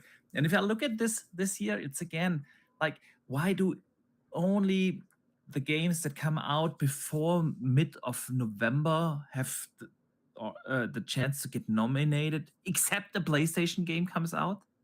Yeah, like God of War shouldn't have been in there. The one thing that I don't understand that Jeff does is announce the nominations before the closing date of the nominations. So he's announced the nominations like 3 days ago. The nominations close on Friday. Yes. Like, so there you go. Yeah. And we have like every year. Why are the games not included that come out in December? It's still the Yeah. year 2022. Why are they? Yeah, they are in theory they are eligible for next year nomination. But It they has never ever get never included. ever Nope. never ever happened in the Here- entire history of the awards. And Here's something- this year, if we talk for real now, if that would be the case, that games that came out like in December 2021, we should have had Halo Infinite in there. And I know, Exactly. yeah, I'm sorry, but objectively, and this it's always hard to talk about objective things when it comes down to taste. Yeah. But are we literally discussing like Stray being better than Halo Infinite? And To be honest, though, I in a way can understand why, because Halo Infinite has a lot of, like, obviously until recently with the update coming out, it's getting a lot of praise again. But the entire year, Halo's been in this like negative. The entire discussion is situation. around the campaign and and how the game launched. We are not talking about best ongoing live service game. That's a category in its own. We're talking game of the year. Yeah. And Just the game itself, yeah. It's definitely better honestly, than is Stray. anyone trying to argue that Stray is a better game than a Halo Infinite? Yeah. And I've done my fair share of shitting on Halo and the way how 343 and Xbox is treating the IP here. I sure do. But let's be real here. If I look at the last 12 months that apparently are eligible for nominations, Halo Infinite should be in there because we haven't had that many great blockbusters over the last year. We just haven't had. We had Elden Ring, obviously God of War, even let's put in Horizon, Dying Light would be probably the next big thing, and that's about it. And then obviously you have to name Halo. It's just a fact. Yeah, we'll look at what came out during that period, and now you could bring in one or two like Xenoblade. Yeah, 3 is also in there. Sure, good. I haven't played the game. I know like our good friend here, Mr. China Dark, loves it. The other day he wrote me, he finished it after 140 hours or so. So good, it's in there. I haven't played it, can't talk about it. It's okay to have like everyone's game of the year nomination list looks different. I get that. It's at the end it comes down to taste. Yeah, if it were up to me, Plague Tale is well justified to be in there. I would also put in a Dying Light 2. I freaking love that game. Yeah. I would also put in, by the way, a Chorus. Because but it comes down to taste. But if we look just in general, why am I not okay with the list again? It's because I have the feeling that Xbox games get snubbed. We had the same discussion last year of why the fuck isn't Forza Horizon 5 in there? Yeah. Why can't racing game that is as good and super well received by every critic? And I was going to say it doesn't make any sense to me. Nomination list. It doesn't make any sense to me when all of the websites who have voted. That is weird with Horizon. Yeah. All of the websites that have voted like 10 out of 10, 10 out of 10, 10 out of 10, 10 out of 10, 10 out of 10, and then it comes to the game of the year, and none of these people who have voted it 10 out of 10 game of the year I've now nominated it. You can't tell me that's none of weird those as people. well, though. Like, because that would have been eligible for Game of the Year last year, right? Last year it was in the category for best racing game, but not for Game of the Year. And like again, I get that taste is different. I totally get that. And I'm okay with a couple of games in there that I personally wouldn't have put in there. Yeah. That's not the problem. The problem of this entire thing is that like literally everything that comes out exclusively on the PlayStation just gets nominated automatically. And that's just, I know it's not fair to say it this way because you could argue a couple of things against that because we also had a very rough discussion when Super Smash Bros. Came out. Yeah, that also didn't make the date and suddenly it was nominated. Yeah. But it just doesn't feel right. And maybe that's the Xbox fan speaking, but I don't see that anyone is defending it out there. Like, those are super transparent, super fair things. So everyone is kind of having the feeling like, yeah, But it's just no like one this knows this year for me, it's not like Stray was a baffling one for me, but this year it was just the categories didn't make any sense. Like the inclusions Yes. in some of the categories just and I don't know how they got to that. Like and even like Sifu fans were like, it's not a fighting game. Like fighting games are Street Fighter, Yeah. Killer Like an Instinct. I action get that. brawler, right? Yeah. Let me tell you why they did it this year. Because 2022, we had like only what feels like 20% of the average game releases. Yeah. Simply, we didn't have many games this year. Yeah. It's just a fact. Let's put it to the table. What would you put in the best RTS category? Yeah. Which RTS came out this year? Zero. You can't have the. You just have to. So you would have to. I was gonna say Which you would have. fighting game came out this year? Yeah. Nothing. I was going to Nothing say you would came just out. have to alter. You would have to this year if there wasn't a game release that filled that category. You'd have to alter it, which like ongoing RTS or ongoing fighting game. You know who would that win?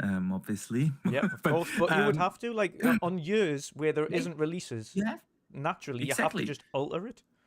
It makes sense to do that because there isn't anything to fill the categories. You don't just add games into a different genre because there isn't any game to go in there. That doesn't make sense. Yeah. Yeah. But for me, it's and even I feel sorry for the guys at Pentiment. Like Yeah, we haven't played it, but the scores are overwhelmingly positive across the board. Mhm. Even IGN, and we all know. But you know how something? You want to bet Yeah, something please. that next year is not going to be on the list. No, definitely Next year, not. Pentiment is not going to be on the list. 100% not. Because here's the thing. Here's the thing that I don't get about Game of the Year awards. Right? They end in November. Yeah. Right. So it's supposed Isn't to be it like up to November the November, 15th or something? Yeah, up to November. After that, it's a whole year of games, right? So Halo was not even included anywhere. Yeah. Which last year Halo won. I think it was People's Choice, right? People voted for Halo and voted for Halo. That's won last year. People's Choice, I think it was, and they still did not put it in the Game of the Year segment. Okay. Not only that, look at Tunic. Tunic scored a 96 in Metacritic. I think it was 94, 96 in Metacritic. Tunic is not even on that list. Yep. And it should be on that list. You know what scored straight 83. Yeah. 83. Not even in Metal Hellsinger is close to that. Nobody's close to being on that list. Nobody. Just everything. That's what baffles me when Metal Hellsinger beats Stray. Like even the story from Metal Hellsinger with this well-narrated story all the way through. It's awesome combat, the awesome music. Like I'm glad it's in the category for best soundtrack. But like Is that other the than only that, category that's in? I think that's the only category Hellsinger's in. Yeah. That's That's the only category. ridiculous. That's fucking ridiculous. I'm telling you, it's No, it's not even in for best indie. Like I was like, what? So, That's one of the best indie games I've played this year by far. so I wonder one thing: if PlayStation releases a game in December, would it be in next year Game of the Year awards? I think it would be. Yeah, of course it would. But the problem you've got here, and which we've all spoke about, and regardless of whether you're a PlayStation, Nintendo, or Xbox fan, stop doing a Game of the Year awards and leave out a month, knowing full well that by the time you come to next year's nominations, nobody is going to remember what happened last December. No matter how good that game is, you'll have played so many games by that point, you'll have forgotten that game. And you'll not think, oh yeah, I'll vote for that one, and remember it came within the time frame. You'll have forgotten it came within the time frame, and think, oh no, that was last year, I can't vote for that. Because naturally, we would think the same thing. If you got to that stage, you would think, no, Halo was 2022, so I can't vote for it for 23, surely. But that's not how it works. Because he leaves this weird entire month and a half completely segmented from the Game of the Year. Yeah. It does, like, you should have the Game of the Year awards in January, like the very start of January, and say, right, okay, cut-off points 31st of December, the Game of the Year awards is on the 2nd of January, like, just after Boxing Day, New Year's Day. Have it, there we go. Nice awards to start off the year, and then kickstart the year that way, but You know what's even worse about the Game Awards? I fully agree with what you said. Like 2 or 3 years ago, an export member, someone who has been on that panel, came out, and he said in an interview, I'm paraphrasing now, of course,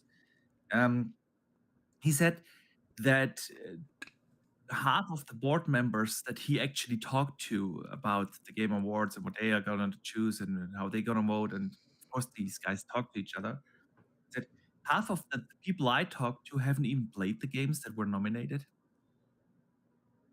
That should be like a given. Because like Should have had it's to have who is played. on that board? the Yeah, let's nomination. be real. It's like these clowns that are sometimes in the front of and center of and out like in the IGN. Yeah. And we all know that a lot of not all, there are good people working there, but there are also like these fake journalists that report on gaming news, but are not actually gamers. And just because they work for an outlet like an IGN, I'm crapping on IGN. Let's take Kotaku or I don't know. Yeah, and just because you work for Kotaku is not qualifying you to vote for that. And it was like literally that interview.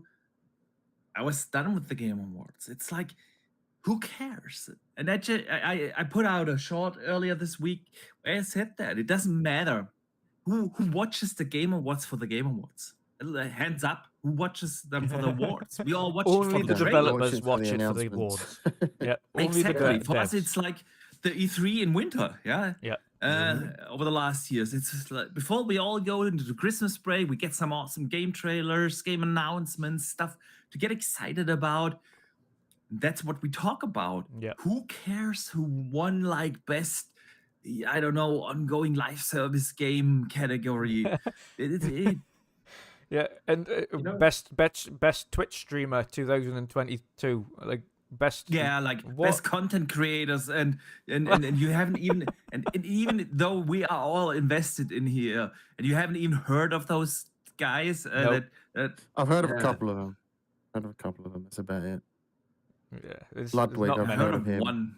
Yeah. I know one of them nominated, but yeah, you know what I mean. Who gives a damn? The real Game of the Year discussion is always done by the community itself. It's these discussions we are having, not just here on the show, but also with the people in the chat, with the guys on Twitter, on I don't know, TikTok or wherever you are.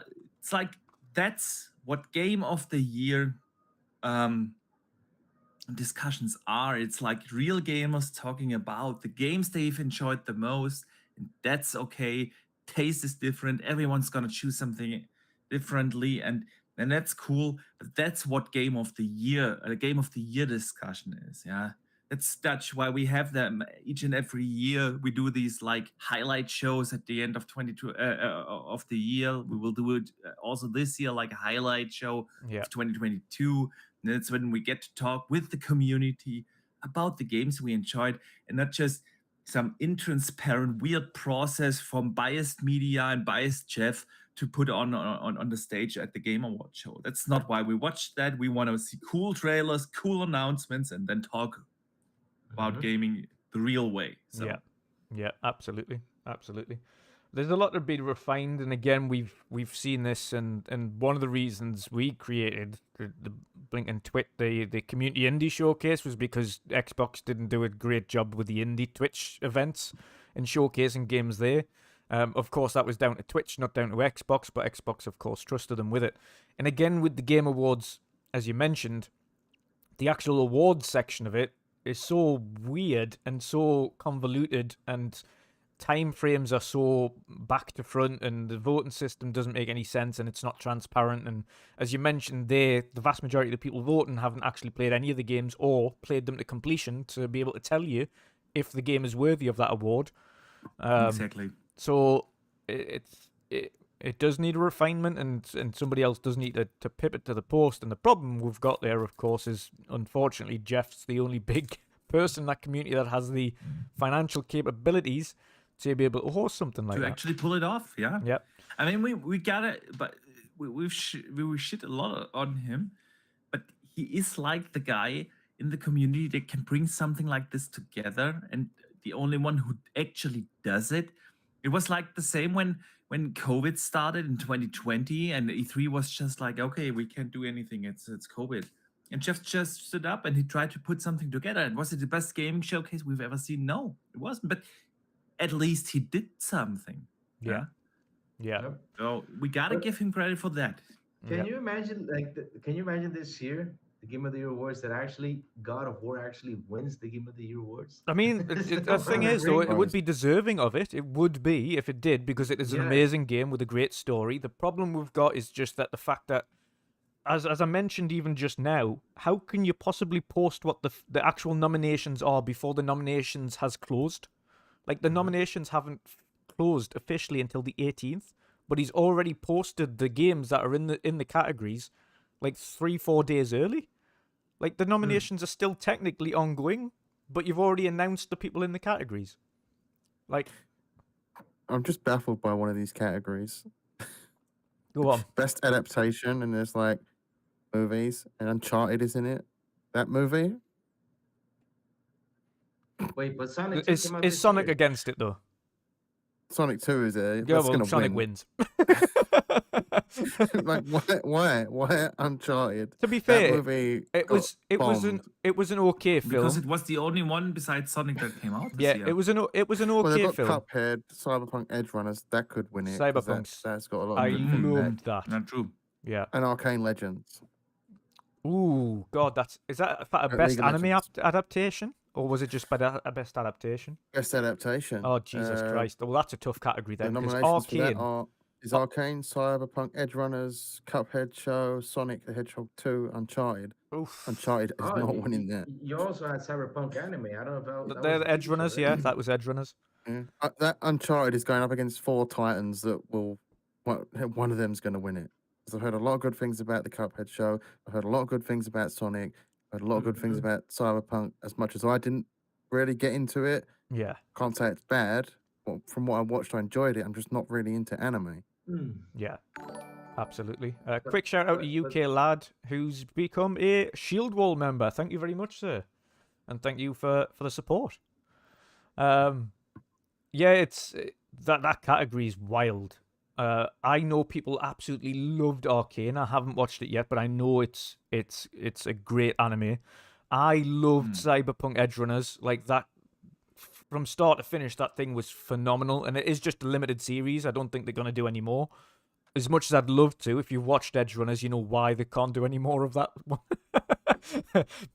It ends like it is an abrupt end. I'd imagine they'll probably do something else. Yeah, like, new characters they would have to, but different not- Cyberpunk theme yeah, anime. so good. But as you mentioned, even like for those who have seen the Cuphead series, they also said that was brilliant. And I couldn't get Sonic into 2 that, was but I know Sonic 2 was it's- good. It's got a good following. That is such a difficult category. Did Halo the series not get into that best adaptation? Are you joking? We all know that got shat on by a lot of people. As much as we Yeah, enjoyed it, it got did, but it is still decimated by a lot of people. an adaptation. Surely it fits Yeah, and into it- that category.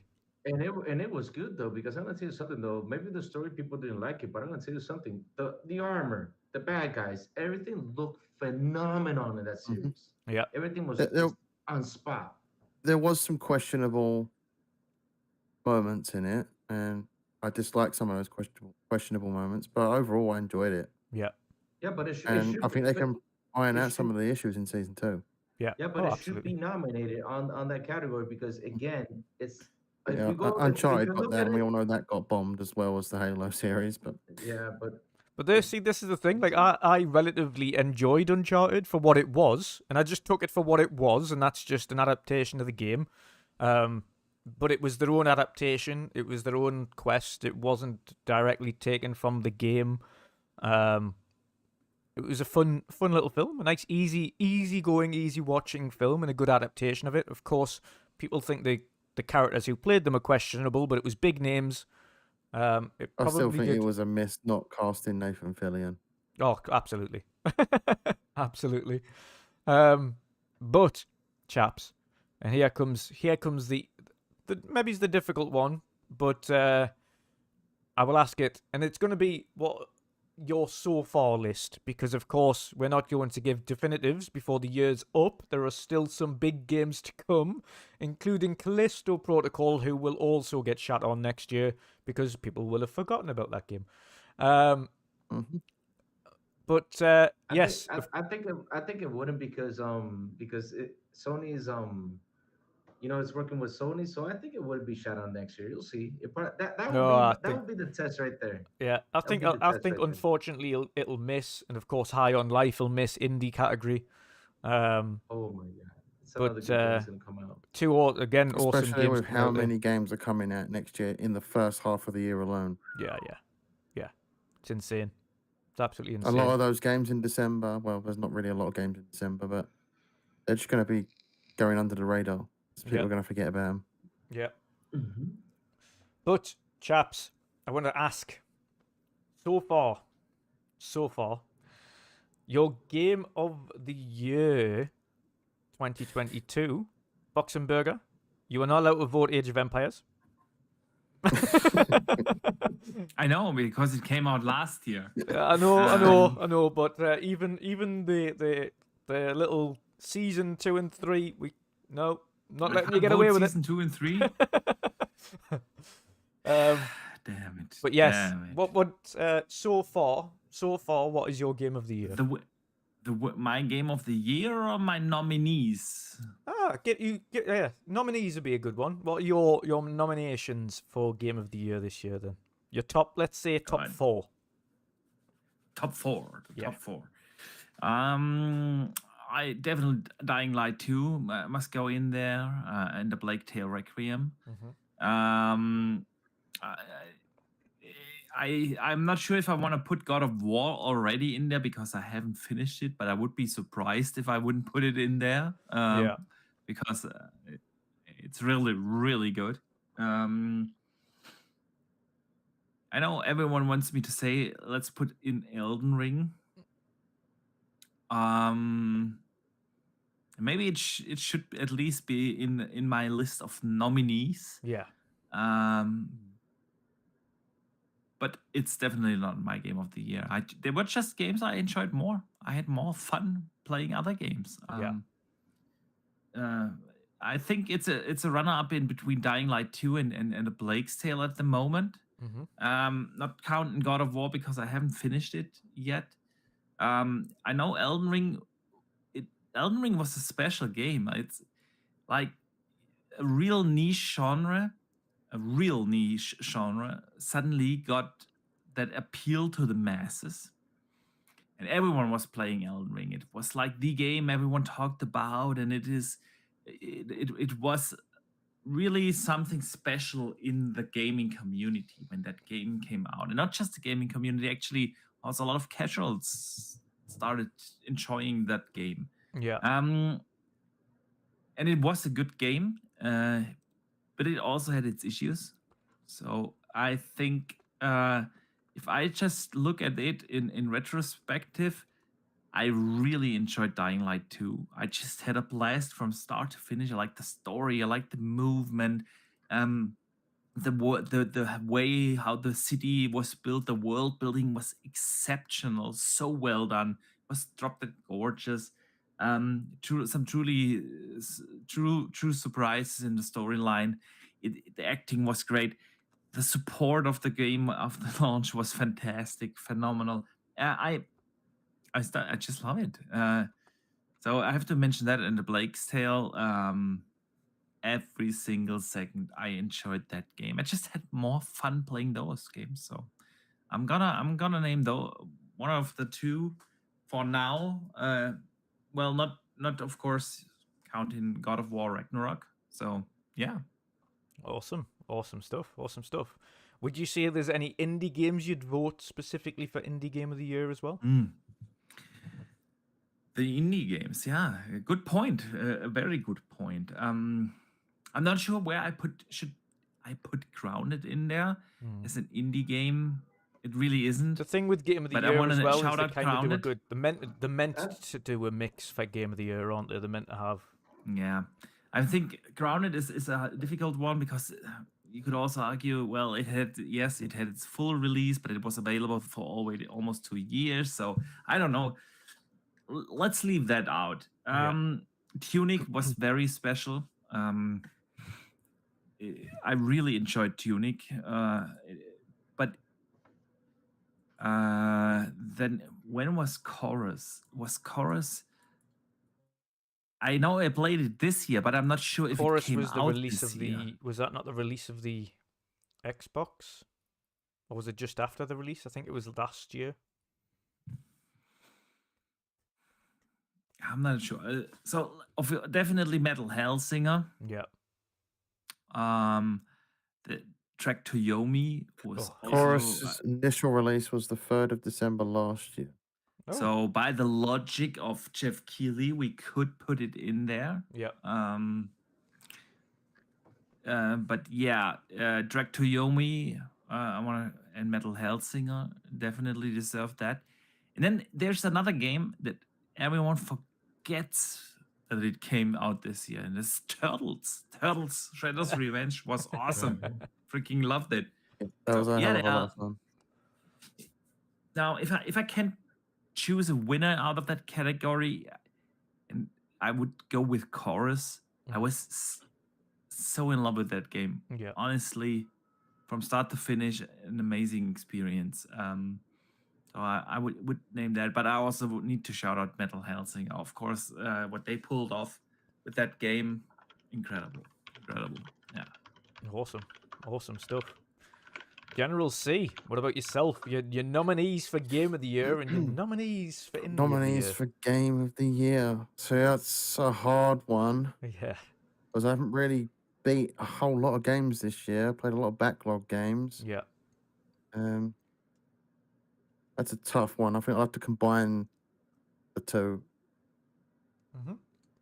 Metal Hellsinger is definitely in there. That's a very memorable experience, that one there. Yeah. Tinykin, I talked in praise about that game. I think that could potentially still be my Game of the Year. Okay.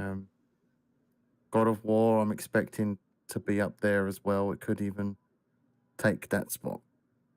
At this point, I don't know because I haven't completed it, and I won't say that because I haven't completed it, but I think it could be a nominee. And I really, really enjoyed Call of Duty this year. I really did. So that's in my nominations, and it's a Call of Duty game that I enjoyed, and I haven't enjoyed a Call of Duty game for about 8 years. So that was a good experience. I loved the campaign. The multiplayer's a hell of a lot of fun. There was some issues on launch day that I had, and there was some issues with the party system in that game where it kept dashboarding people. But overall, my experience with Call of Duty has been a hell of a lot of fun. Yeah. Just trying to think what else came out this year. I can't speak on Plague Tale because I haven't played that all the way through. I only played that small hour.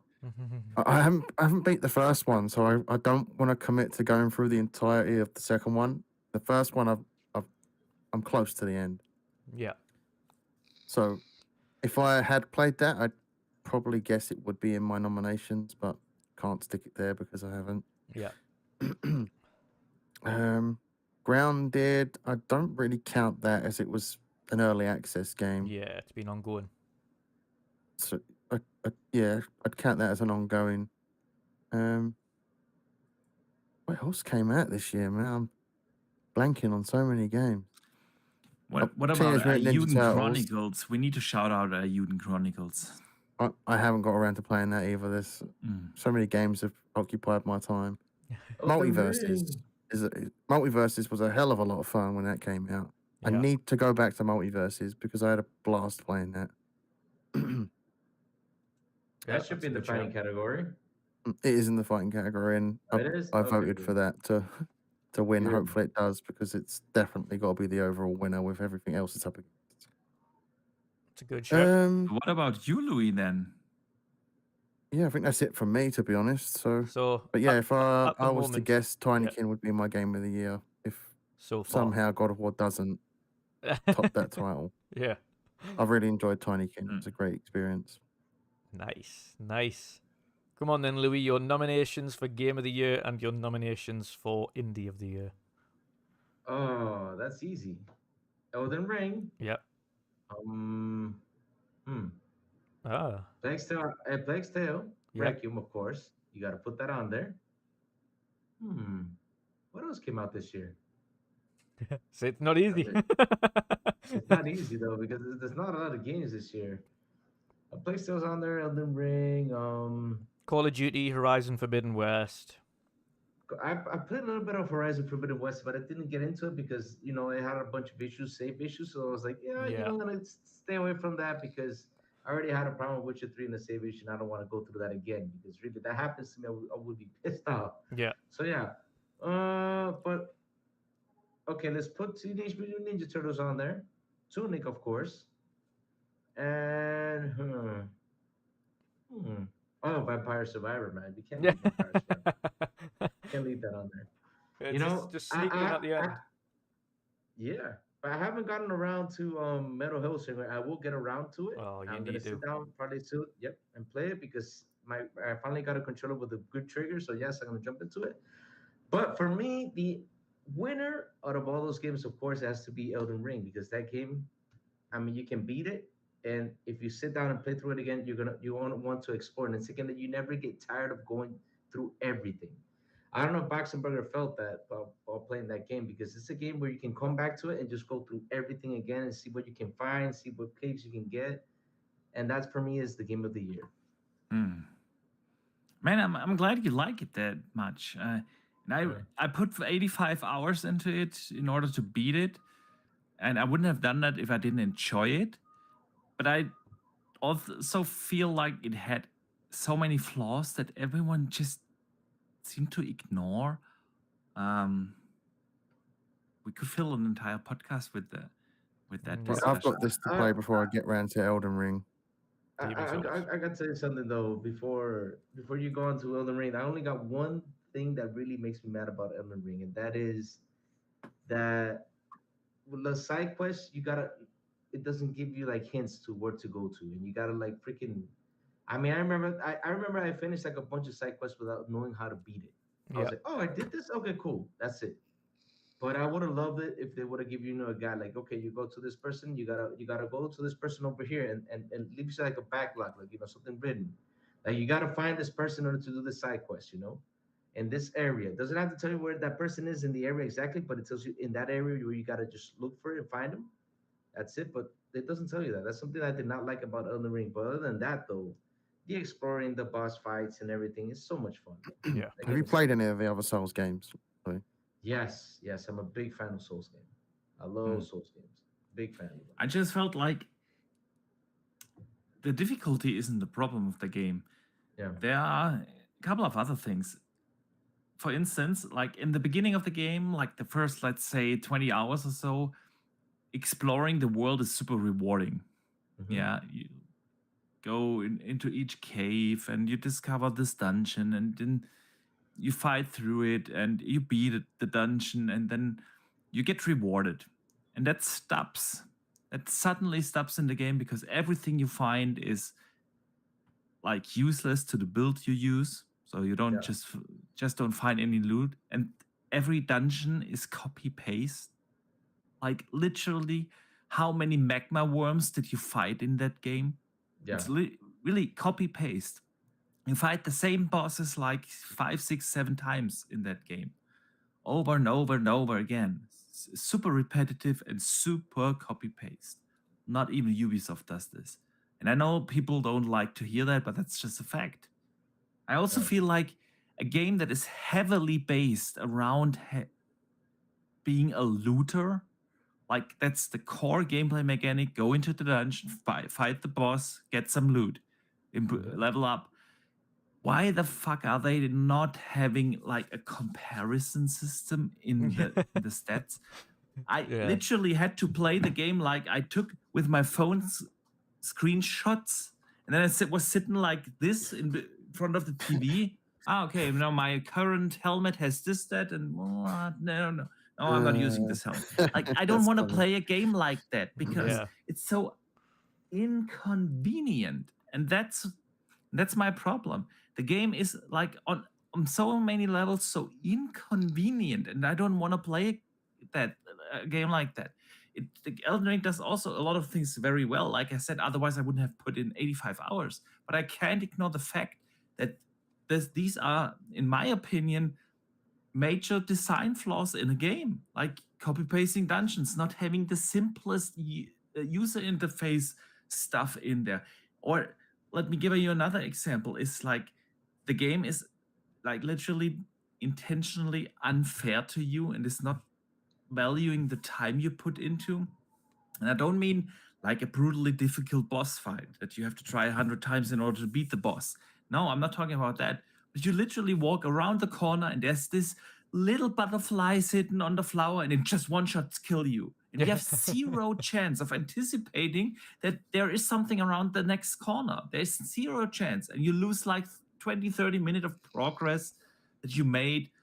And this is not valuing your time. And so Do you know I what the make it Souls sound fans like I would say, didn't though? like the game again. I liked it. I just don't think it's a masterpiece because it has too many design flaws. Do you know what the Souls fans would say to you, though? Get good. Oh, that's something I Get also good. learned. If you think like the console warriors out there yeah, are the toxic Souls fans are community. brutal. I remember that Oh, little silly video that Gamers Watch put out, and Like- it was just intended to be a joke. And the Souls fans the came out of the Souls fans. woodworks. They must have shared it on some subreddit or something. It's like, yeah, I put out a tweet when I started the game saying I'm torn. I like what it does in terms of world building, but I don't like how it's intentionally unfair to you. I got like well above 100 DMs from random Souls fans from Software Defense Force, and the The stuff they get-gooders, they wrote come out in of the there woodworks. is like I've never seen something like this. I've never seen something like this. It's like literally the console warriors need to grow some chest hair because they are kindergarten towards the From Software Defense Force. It's like by far the most toxic community. Oh yeah, they definitely are. They definitely Absolutely. are. They're up there. They're definitely up there. Yeah. Halo fans are close to being as toxic. Not even. No. I think they are. I've seen some Nothing. toxic Halo Kindergarten, fans out really, there. like, no. It is super toxic. Yeah, but anyways, I'm glad when people say that this was the revelation, the most revolutionary game in a decade, and all that stuff. Kudos to you guys. I just couldn't see past beyond its flaws. So No, that's fair. That's fair. So my game of the year is ever expanding. I'm going to include a game in it that was excluded this year. Should have been included. So Forza Horizon 5 goes in there. you can't name that, dude.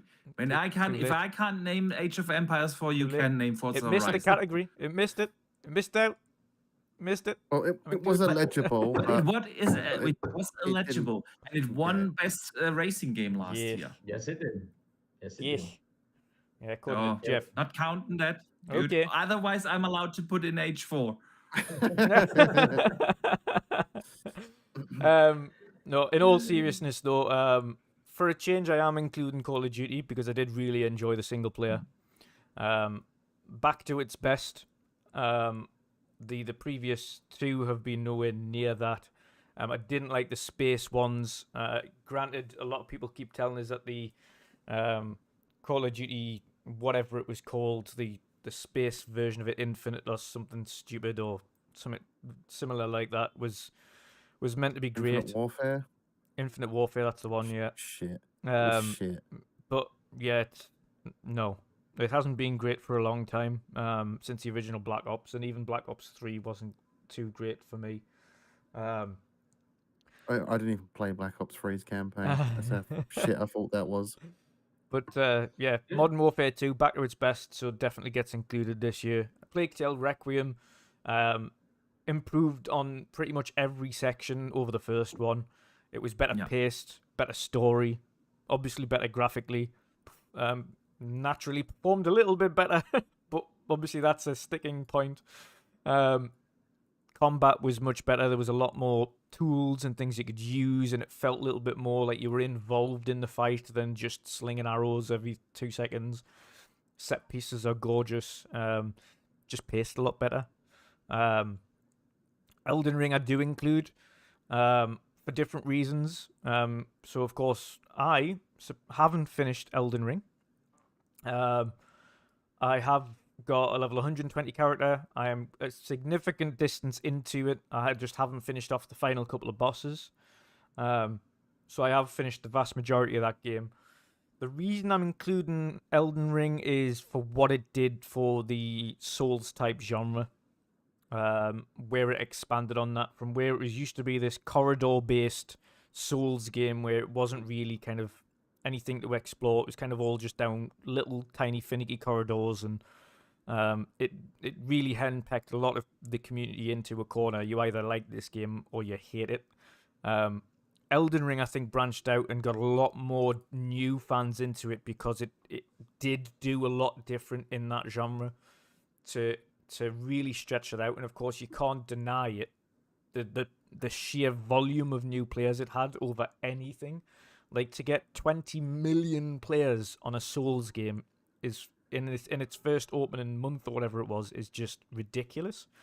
For that type of game, and I think me and Boxy spoke about this, it was you literally couldn't escape the conversation around Elden Ring, even in the normal world with people that don't talk about games. Like, you go into work and people that you know they normally talk football or racing or something like that. They'll be like, "Are you playing Elden Ring?" You're like, "What? Why is everybody talking about like why? How did this become such a big phenomenon to the casual?" But everybody was talking about it, so it for what it did for its genre, and for me specifically, I had far more fun with Elden Ring than I did any other previous Souls type game I've played. The other ones, like I mentioned, it did feel completely unfair. You had absolutely zero idea where you're going at any given opportunity. It just felt like I was aimlessly walking down corridors until I got to the end. And that was it. With Elden Ring, at least there was more exploration to it. There was a little bit more mystery to the place you were in. It looked great. It performed well.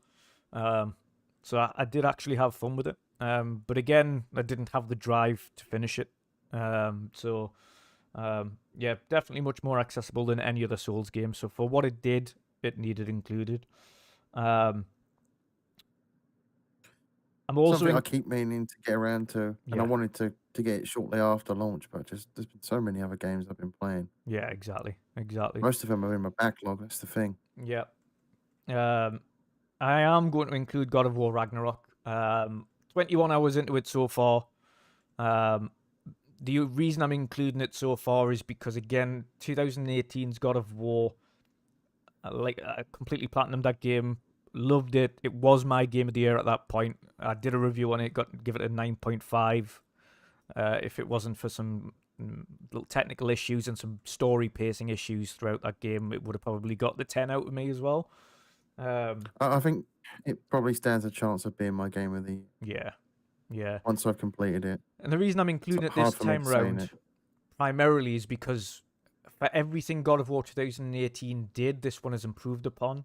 The pacing is better. There doesn't feel like a lull in anything. Like, there isn't like a lull in the story so far.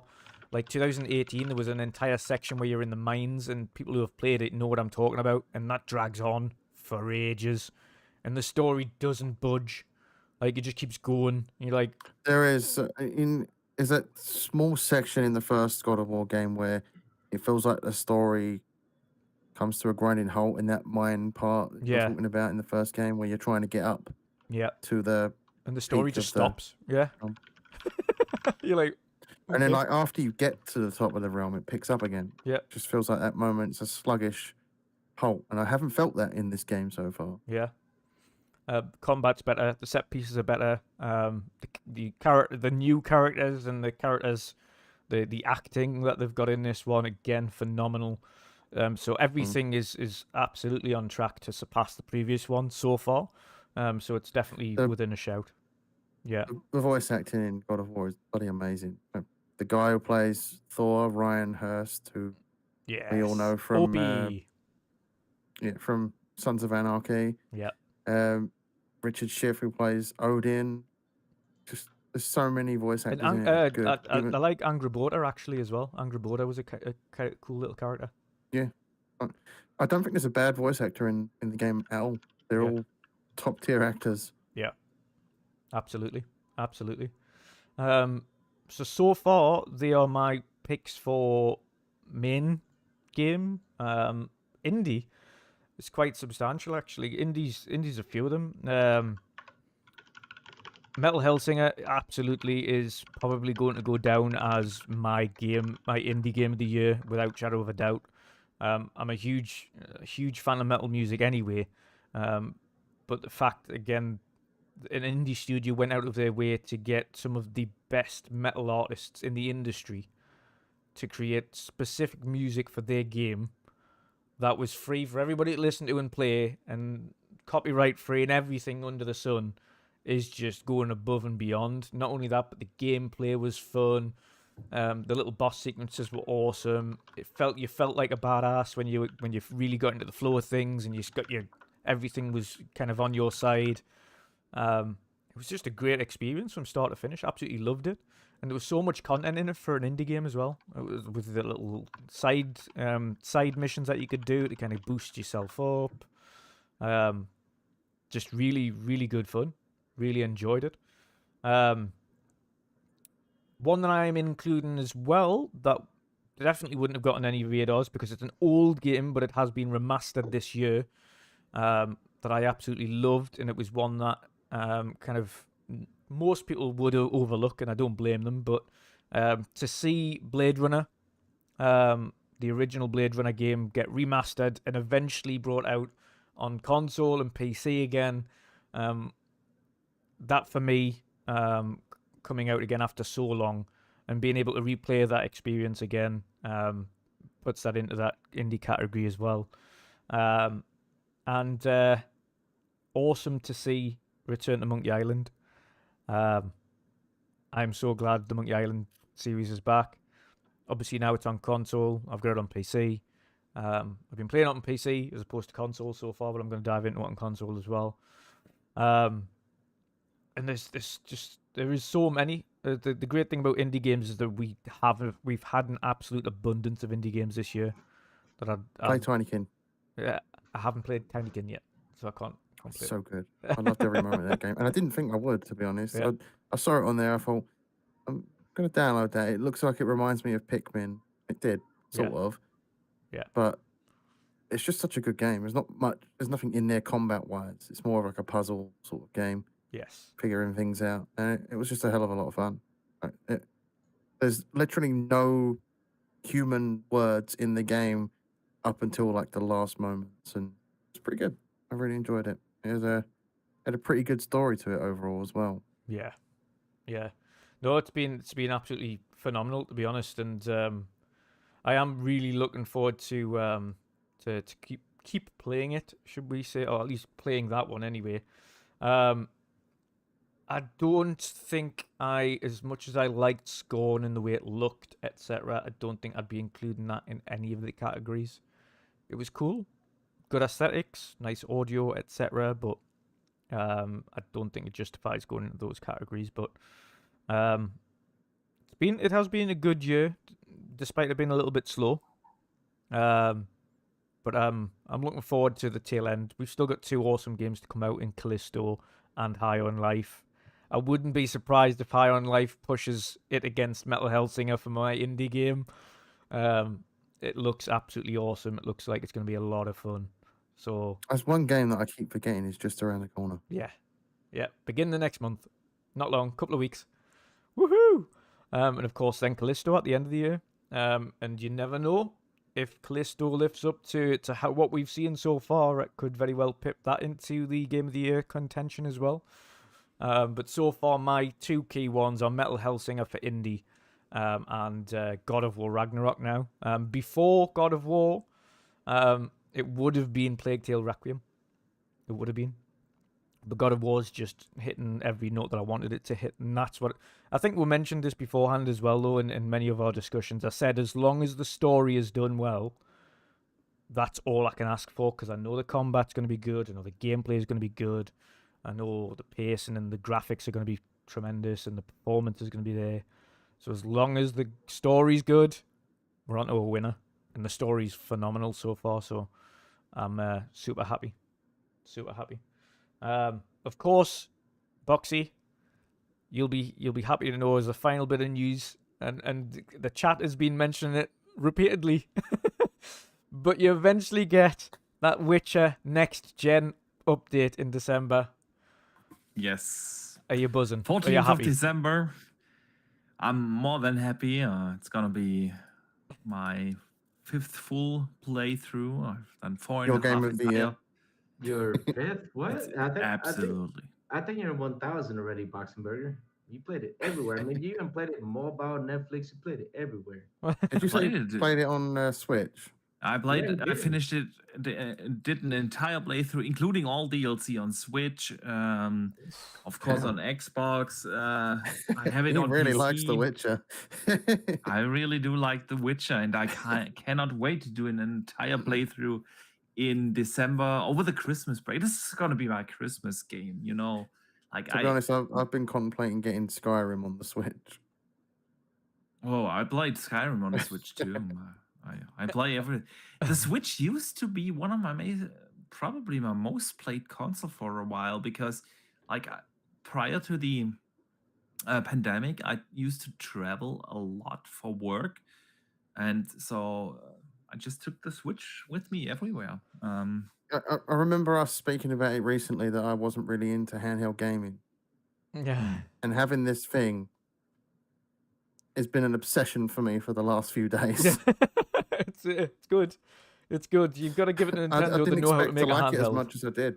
Yeah. I'm addicted to it now. I've got so many games to catch up on, and it's gonna. The backlog just got bigger. Yeah. I still, and I know people hate it because they're like, why do you want an achievement system, etc. But I would still love for Nintendo to have some form of achievement system, even if it's revolved around one of their characters. I know PlayStation have I trophies, don't know. Xbox have achievements. It's been nice not worrying having about that. pop-up achievements. Yeah. Not. I would like. You get these people on social media that champion their Oh, God, scores yeah. and their trophies, and it's It just still nice has time not having played. that It's on a hilarious to console. see time. By the way, Jen, as well, just so you don't mix up your time played thing on Nintendo Switch, close the game entirely, otherwise it just continues to count it. So you'll end up with like hundreds of It hours. doesn't do that anymore, I don't think. Oh, is it not? Yeah, because I left Pokemon Diamond Yeah. open, just in the background, Switch turned off, and I came back to it, and I thought, fuck, this is going to count all those hours that it's been. It didn't, actually. Oh. Surprised. That's good. Right. Okay. But Alright. yeah, I'm super looking forward. I'm so glad as well, Boxy, that you are getting that before Christmas, because I know you wanted it. You were hoping it was, so you could have a good Christmas game to play there. And you all And I get mean, Very it's also Witchmas. getting new content with Yes. like DLC that ties into the Netflix series. So yeah, it's and mod I content, cannot wait. and new maps as well on there as well from the community that has been built in. So Yeah. lots of new stuff Very to play on that. Witchmas from Geralt Claws. Yeah, Geralt. Gonna be Claws. awesome. It's Yeah. gonna be awesome. Awesome stuff. Yeah. But we're going to wrap up the show now anyway. It's been an absolute blast. Sweet. Thank you to everybody for dropping in, of course. Thank you for Louis, of course, for jumping in as well and having an awesome chat with us. We will get to our outros. First of all, thank you to the new channel member as well, UK Lad, and of course, returning channel member, of course, Paulie FC. And everybody else, all of our members, of course, your names are going along the bottom of the screen there. So thank you to everybody who subscribes to us and is a member of our channel and supports us that way as well. And everybody that stops by, drops a like and shares it out as well. And even just comments in chat. Appreciate every single one of you. But let's get to our outros. First of all, Boxenberger, let people know what you've got coming up, when your awesome show is airing. And what else you're going to Our be up to? awesome show. Yes, Our awesome our show. awesome show. brother. Tomorrow evening, 8 p.m. Central Europe, 7 p.m. UK time, or 2 p.m. Eastern. We're gonna I've have the got a world feeling of. it's going to be very Witcher based. You bet. You bet. Yeah, we're gonna have Icy Rain as a guest, and we're gonna have a blast. Lots of topics to talk about. So yeah, I can't wait for that. Other than that, I'm working on a review that's gonna drop. Like the embargo is gonna drop, I think, Monday next week. So definitely want to have a video review up by then. And then yeah, there's always stuff coming on the channel, so definitely make sure to check it out if you haven't already. But other than that, I'm gonna drop out right now. Yeah. Because my wife is already texting me. I need to come upstairs. That's fair. All right. Yeah, it's been a blast as always. You guys have an awesome rest of the show, like the outros, and see you guys soon. See you soon. Take care, Boxy. See you later, mate. Take care, Yeah, see ya. Foxy Burger. And next up, Mr. Crazy Louis. Oh, man. Are you back for your awesome show this evening? Let people know where they can find you Yes. all. Yes. You guys can find me at Twitter at Crazy Louis Gaming, where I say good morning and do all sorts of crazy stuff. Also on Mondays at 12 p.m. Eastern Time at the Xbox Lunch Break Special with Mr. Boomstick, Mr. Webdip, Mr. Fuzzy Belvedere. And last but not least, you guys can find me at Xbox International Podcast at 7 p.m. ET Wednesday nights with my brothers Sourglow, Silent Cypher, and our new panel member, Mr. Plume, talking about what's going on weekly on the gaming news. Nice, awesome stuff. And yes, make sure you tune in for that. Of course, it's midnight our time, so make sure you tune in for midnight our time. The UK, of course, that is midnight or 1 a.m. for European. Everybody else, of course, it's is it 7 p.m. Eastern? Is that right? 7 p.m. Eastern. Yeah, 7 p.m. Eastern. Yeah. So make sure you tune in for that, of course. Next up, the General C. Let people know where they can find you, Hello. and when you're streaming next, of course, you've got a couple of different streams going on now. Yep. Tomorrow I'll be back to God of War. Probably be a couple of hours, not a lengthy stream tomorrow. Yep. That'll be around 8 p.m. UK time. And then on Friday I have the Pokemon stream if Amazon deliver it on time. You know what they're like. So that'll be fun. Chat will decide which starting Pokemon I pick and the nicknames for my Pokemon. So, and pretty much anything I do in that game with what I catch and if I have to release my Pokemon or whatnot, it's all up to chat. So it's going to be an experience. It should be fun. I'm giving chat full reins of responsibility. It's probably not going to be a good idea. Yeah, it's gonna be Yeah, it's gonna be interesting. And obviously back here on Sunday, the weekend show, and for CFE's Playcast on Tuesdays. I'm also under embargo for a game that comes out next week. Yep. I think it's the end of next week it's out. And the embargo also drops So on yeah, Monday. can't speak about that game obviously. But yeah, I'll be bringing back my Pass or Play series that I did, but it won't be a weekly series anymore. It'll be as and when something comes out, and if I get a code for something as well.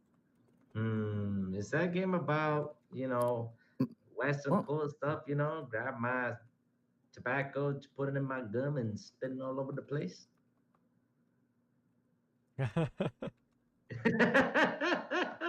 Silence says it everything. Oh, it's what I'm bringing up to the screen that's more important. And that's as much as I can say about that. Okay. Yeah, so that should be out the day the review embargo lifts, which I think is the day before the game comes out. So Awesome. yeah, I'll be working on that. I need to complete that, which I will be focusing on in the daytime tomorrow. Nice. Awesome stuff, awesome stuff. And again, a final huge thank you to everybody who joined the chat this evening, our new channel members, all the support that you show us. Hope you thoroughly enjoyed the show, of course, and all the content that we do. Of course, I'm doing back again on Friday here on this channel for more God of War Ragnarok, of course, continuing that story. Of course, if you're intending on playing the game, don't watch the stream because, of course, there will be a lot of story spoilers in there. So I appreciate those who might want to watch it and aren't too bothered about being spoiled. But if you are intending on play it, not hard done by for not jumping by that stream, because of course you will get spoiled significantly where we are in the story. So that back again on Friday for episode 4 or 5 of God of War Ragnarok. I can't remember now. I think it's 4 for you, right? 4, I You've think been now, yeah, because I've done some lengthy ones. playing it very lengthy. I think the last one was like 10 hours, right? Or something like last that. one was 5.5. The one before that was Yeah. over 10 hours. Yeah, 10 hours, 20 minutes or something. Yeah. You caught up with me very fast. Yeah. I just couldn't stop playing it. That was my problem. I was like, nope, just the next one. Just the That's next the thing, one. though, right? I tried to set myself for like a couple of hours a night, Those- and like, I was like, those are I'm the just type not of- cutting it with this, and I needed to play it longer. Yeah. those are the type of games I usually tend to run away with. Like, oh, let me do this next mission. It's only 5 more minutes, and it's like 2 a.m. And you're like, yeah. When you watch it's like 4 a.m. You're like, oh my god. Yeah. Oh no. Yeah. One of them games that I just want to continue playing off stream, but because I've committed to it, Yeah. I can't. So I'm constantly thinking about it. Yeah. It's just lucky I've got this to distract me right now. Yeah. So I've And made that's what I'm going to be playing as soon as I've I'm made done the here. executive decision to play the full story on stream.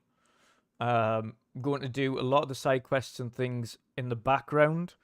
And then when I get close to that one, like the 100% completion, I'm going to do another stream and get that full platinum on a stream as well. So yes. Other than that, of course, you can find me on the World of Gaming with Box and Burger tomorrow.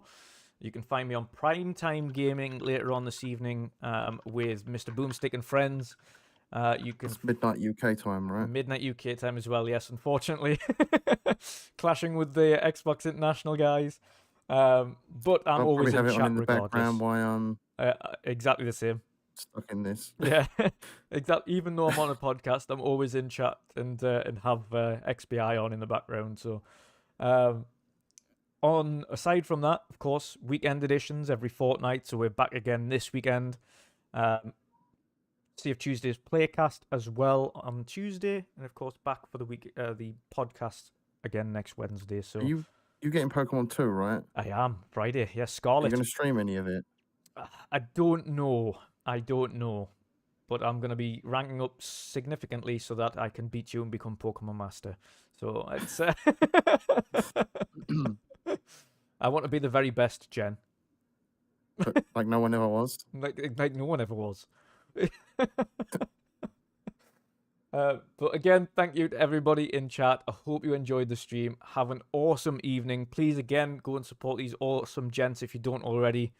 Obviously, go and stop by Crazy Louie and the Xbox International gang. Of course, you can, his link in the chat there, his name, Xbox International Podcast. Click on that. Give them a subscription. They're so close to 1,000 subscribers now. They're on just over 800. So almost at the 1K mark. And then, of course, go and have some fun with them later on this evening. Have an awesome night, everybody. And we will see you all again next time. Goodbye now.